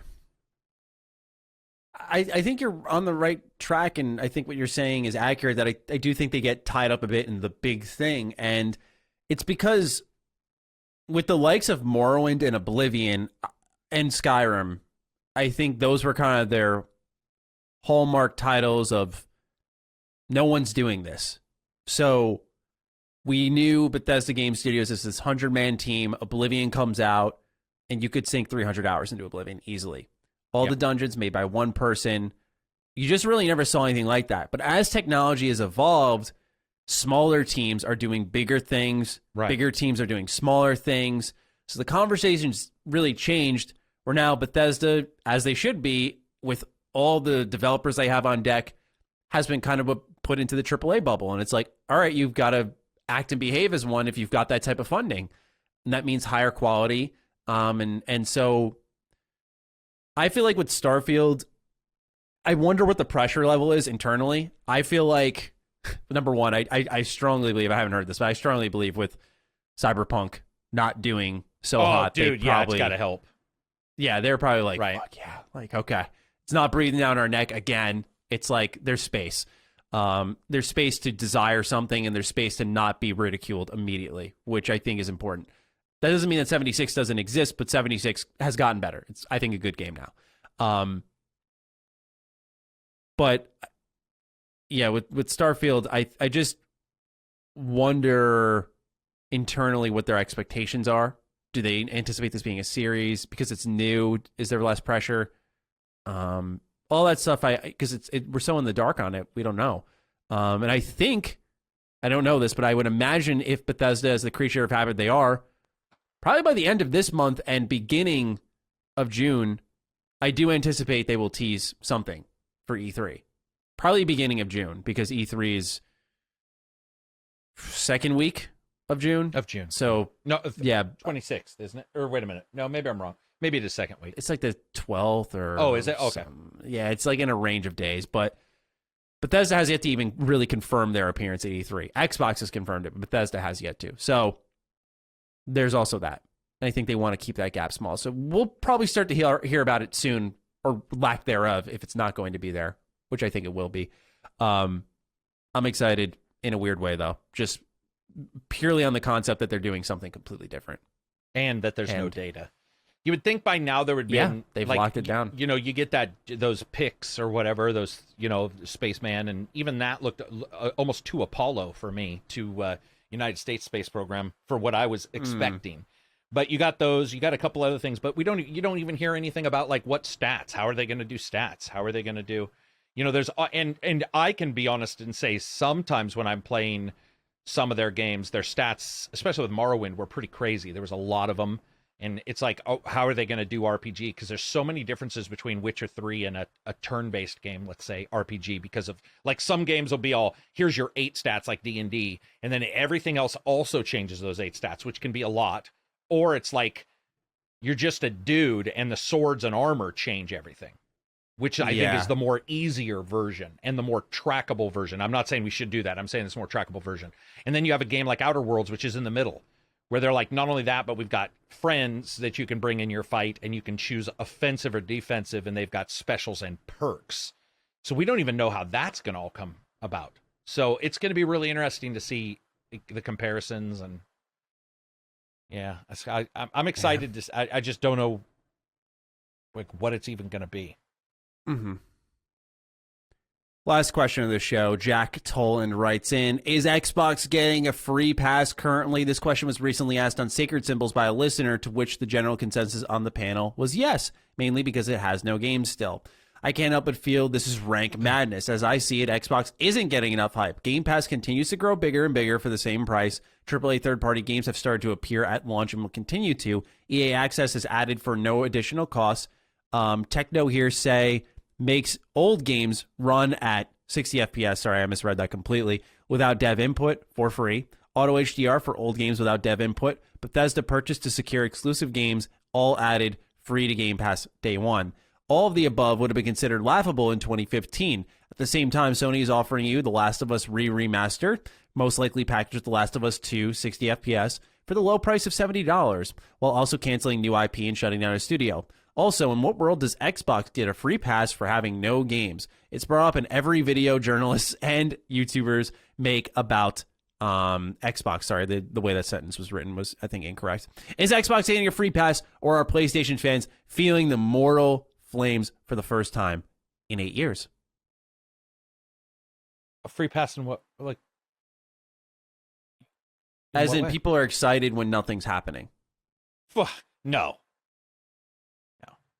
No, I don't think. I don't think they are.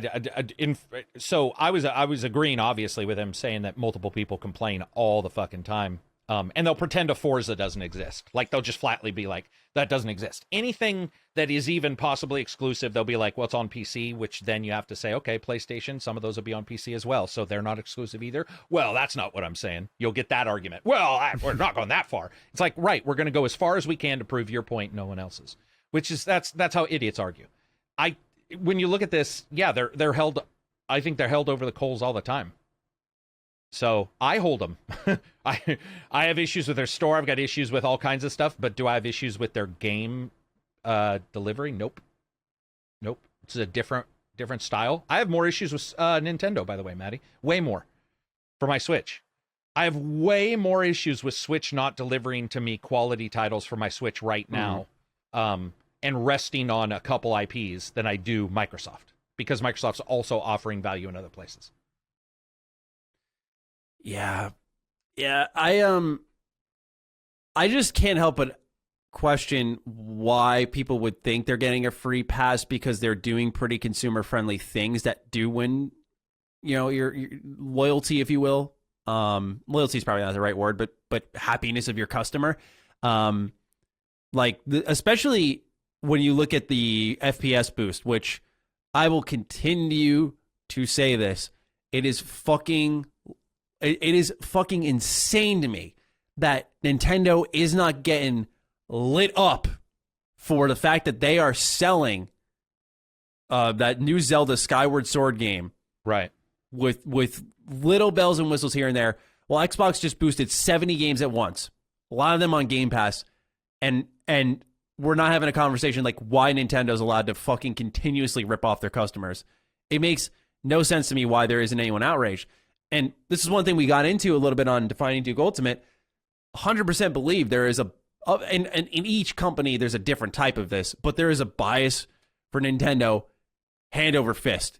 It's so beyond obvious. It's sad.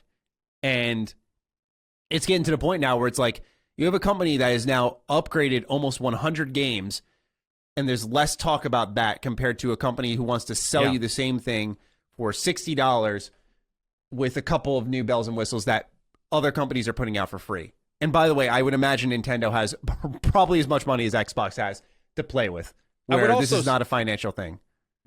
Correct. Yeah. I would also say I think there's once again, when I did the discussion on this, I was talking about a moralistic standpoint and an actual factual standpoint. I think people, if we held accountable by who? There's no tribunal of 12 people chosen by your peers, an invisible council of 12 people secreted around the world that get to choose how many whippings you get because you don't offer an IP in the same space as they desire. Like, there's nothing. What do they mean by held? If they mean held accountable by the status quo, people are holding them accountable, and those people who hold them more accountable don't buy into their ecosystem. That is how reality works. If we start talking outside of reality and we want this magical group together, this coven cult-like situation where people are like, we have decided that we have held you accountable enough today. So that's fucking stupid. That's stupid. That's creepy. That's weird. Like, and you'll get people talking about it because they want clicks for their channel, or they like that's their thing is sermonizing or whatever. I get that. That's not my thing. So this question might do better on a Sacred Symbols because that's sort of their discussion is more like eclectic. Like, what would happen if magically Sonic, was a first-person shooter? We can talk about that, but from me, you'll get more of an energy of like how cool it would be. But I'm not going to wish about it too much because it hasn't happened. I think so. I think that question is answered differently depending on who you ask it.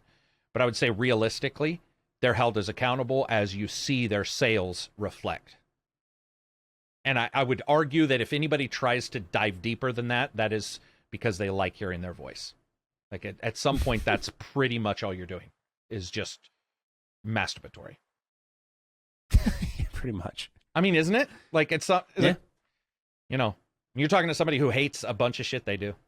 And I certainly hate Nintendo's stuff. I'm actually really, I don't know if the term would be mad, but I would say as I've started to stream more on Xbox and my tablet, I've become disenfranchised by the Switch recently. I don't know how you couldn't. I really don't. And I like my Switch. Me too. I played Dragon's Dogma for a video that's coming out this week, and I've been playing it on the Switch, and it's been great. But like, I pick up my Switch for Smash and that's really been it, man. Like, it's just hard to want it and get excited about their games when they're selling you Pokemon Snap.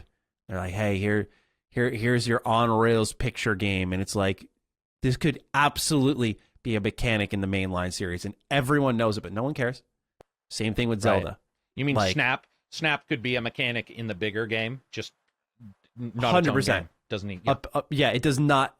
You cannot. I bought it to find out, but you right now could not convince me that this type of feature set could not be put into the game. And I like Snap for the N64, but I wouldn't even have argued back then that it couldn't be like a part of. I think back then made a little more sense. Yeah, at least you could say technically, there was so much more limitations. But now you're telling me you couldn't give the trainer a camera, be like, hey, if you take pictures, this, that happen. Like, Whenever I game could go does on, that, man. by the way, there's a million games that do I- that. Yeah, right.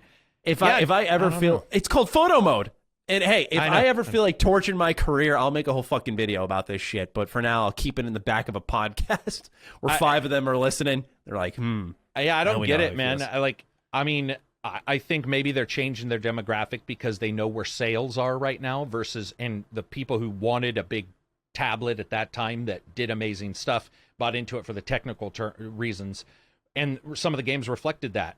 And then now nothing's reflecting anything. Like, I just see nothing coming. I just don't see anything from the Switch where I'm like, wow, that's keeping up, let alone with the consoles, but also where I think its lunch is being eaten, which is some tablets and streaming and all that. mm-hmm. All right. That is every question that we have. I just had a costume delivered to my house. I just got an email notification for that. That's what I was costume? checking. Mm-hmm. Oh, for a video, not for Halloween. You're not dressing up already. No, we're not going out trick-or-treating quite yet. But I was like, what the fuck, man? it's just funny because it's like delivered. It just says what I got. I'm like, oh man, that's for me, an adult. Oh, wow. Yeah. I've done that. I've Yeah. had that before where you're like, yeah, hopefully that doesn't come in an open box that says what it is. Yeah, I know, Adult Snuggies. No, I'm just joking. Adult diapers. What do we got for a hashtag? right? Chest pat. Chest bump. What do we got for, what is it? What would be a good hashtag? What if we, nice guy Phil? That's sort of the way Yeah, I feel. good guy Phil. Good guy. Yeah, good guy Phil. Or something about the emails, because that's the one that I thought was the best. Was like, the back and forth of them being. Oh no, what'd you say? Tweets you can hear or whatever. That's what tweets you can hear. Tweets you can Yeah. hear. Or Tweets text you can hear. Text you can hear would work. Yeah, text you can hear.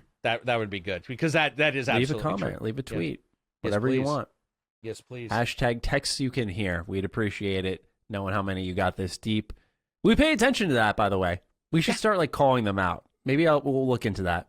If enough of you start doing it, we'll call you out. Because if we don't have any to call out in the beginning of the next episode, then it's like, well, fuck. Now no one listens to our show. Or It sort we of hold exposes us. everything cool right to the end to make them wait around. I'm just Because that's why it's shit. good to have the questions in the beginning and the end. Because for you and I, we're more loose during the questions, and then the news we tighten up. Yeah, It and so definitely people helps.